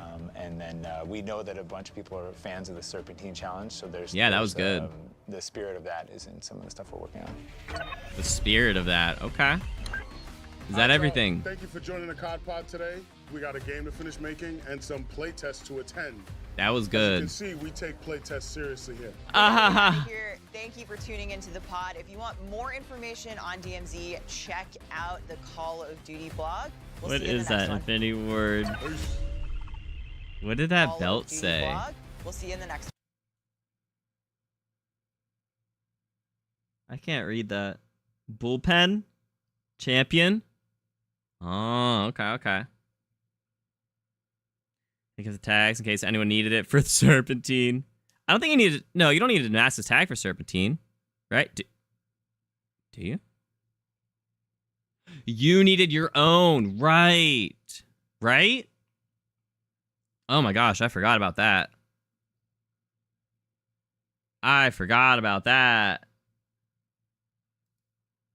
Oh, yeah, you totally did. Okay. Right. Yeah. You also need it for that one mission. You needed to exfil with like 1 Damascus, 2 gold, bunch of silvers, bunch of bronze tags. It was like 3 and 5 maybe. And that was just brutal. Or no, it wasn't a mission. It was an upgrade. So you didn't have to have it selected. Because imagine if you got someone with a Damascus tag, and then you didn't have the mission set, that would suck. It was one of the upgrades. Never did Serpentine. It was crazy.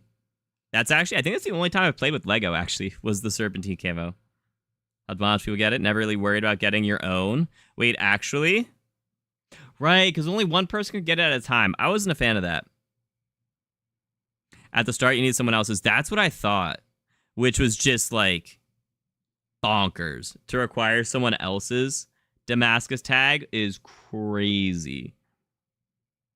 Yeah. All right, well, that's dope. I mean, here, we'll see if they say any. Steve to see the belt? Yeah. That's gonna be mine later on tonight. Oh, yeah. yeah. The belt. It's been a couple weeks. It's been 2 weeks since No, we've seen no. it. You know? Doesn't matter. It's all the only thing that matters is the week at hand. Yeah. That'd be mine in like an hour. Yeah. Don't let it happen again. Don't let it happen Earn again. this one, bro. Yeah, you gotta earn it. This is I earned them all. Participation trophies. You got blown out of a helicopter. We told that story. Yeah, it's his fault. To be honest, His Steve, fault. this is the one that you need. This is the most important one. This is the gunfight one. Yeah, I will get it. Yeah. And then we will have gunfight. another I hope you shoot do, Steve. I hope with you you presenting the belt to me tonight at 5 o'clock. I don't remember you being on the winning team, so you have to help Steve. Oh my God! Now I gotta You know play. what? I'll come in and clutch for you. I'm not. Can you bring that back to the pit for me? I just got to get my mic off. No? That's funny. They got, okay, so there's different belts for different, interesting. That's cool. So there's different belts for different things like that. For inside their studio, if that was the gunfight tournament belt. Neat. 10 excellent mission done. Oh, man.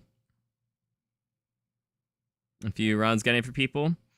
Yeah. One time, you got dog tag and died. Oh, no. On the exfil. Oh. Hiding the room under the water. Oh, I didn't do that as much. I know Mackler and Greg did that a lot. One of the videos of exfil looked like you attached a nuke container to your exfil line and helied out. You're talking about what we in here? Not a nuke container.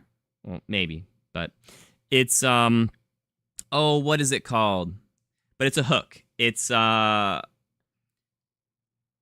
thing will have like a line that goes up in the air, and then the plane comes down and like just like grabs like the line basically, and that's how like it grabs you and then hoists you off.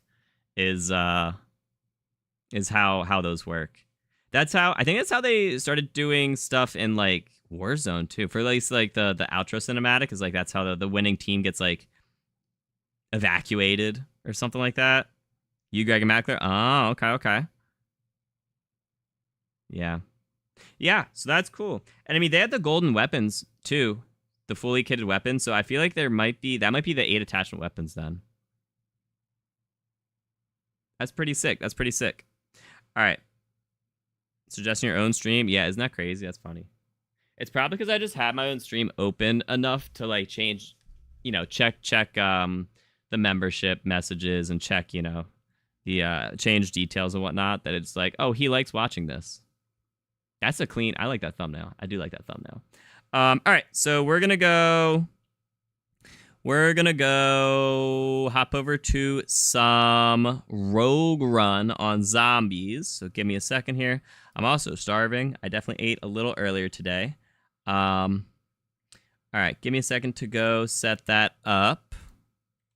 This is good. This was a ton of information. I am very excited for DMZ now. All right, so we'll say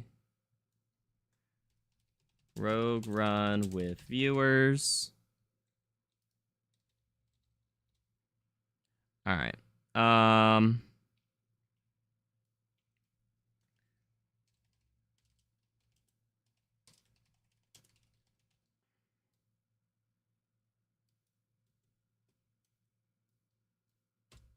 Okay.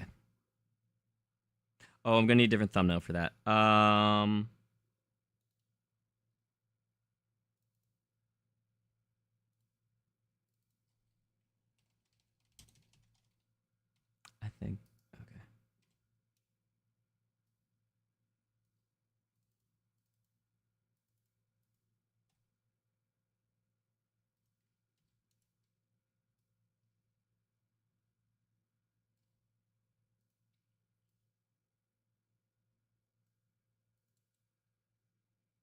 Okay, we'll just stick with that. Nice and simple.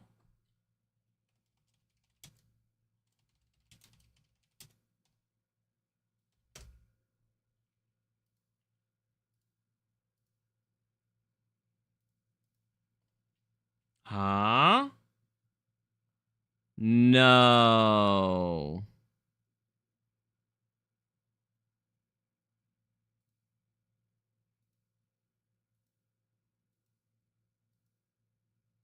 Okay, how about now?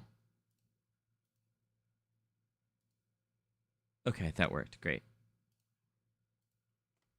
All right.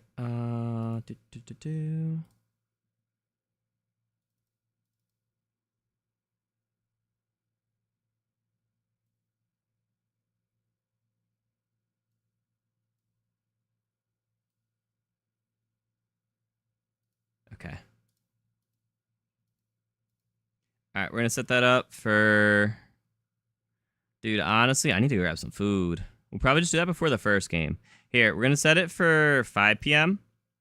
Give me 15 minutes to eat real quick. We'll see. Yeah, we'll do that. We'll do that. All right, so we got that scheduled. Let's go raid into myself.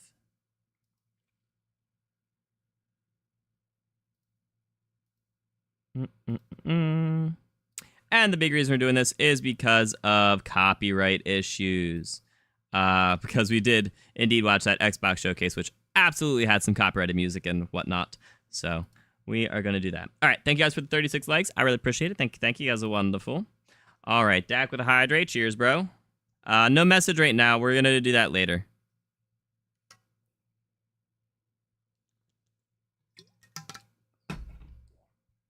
All righty. All right, I will see you guys shortly. YouTube, hit the go now button. Go follow the raid. Twitch, I'll just be back in 15 minutes. I will see you guys in a bit.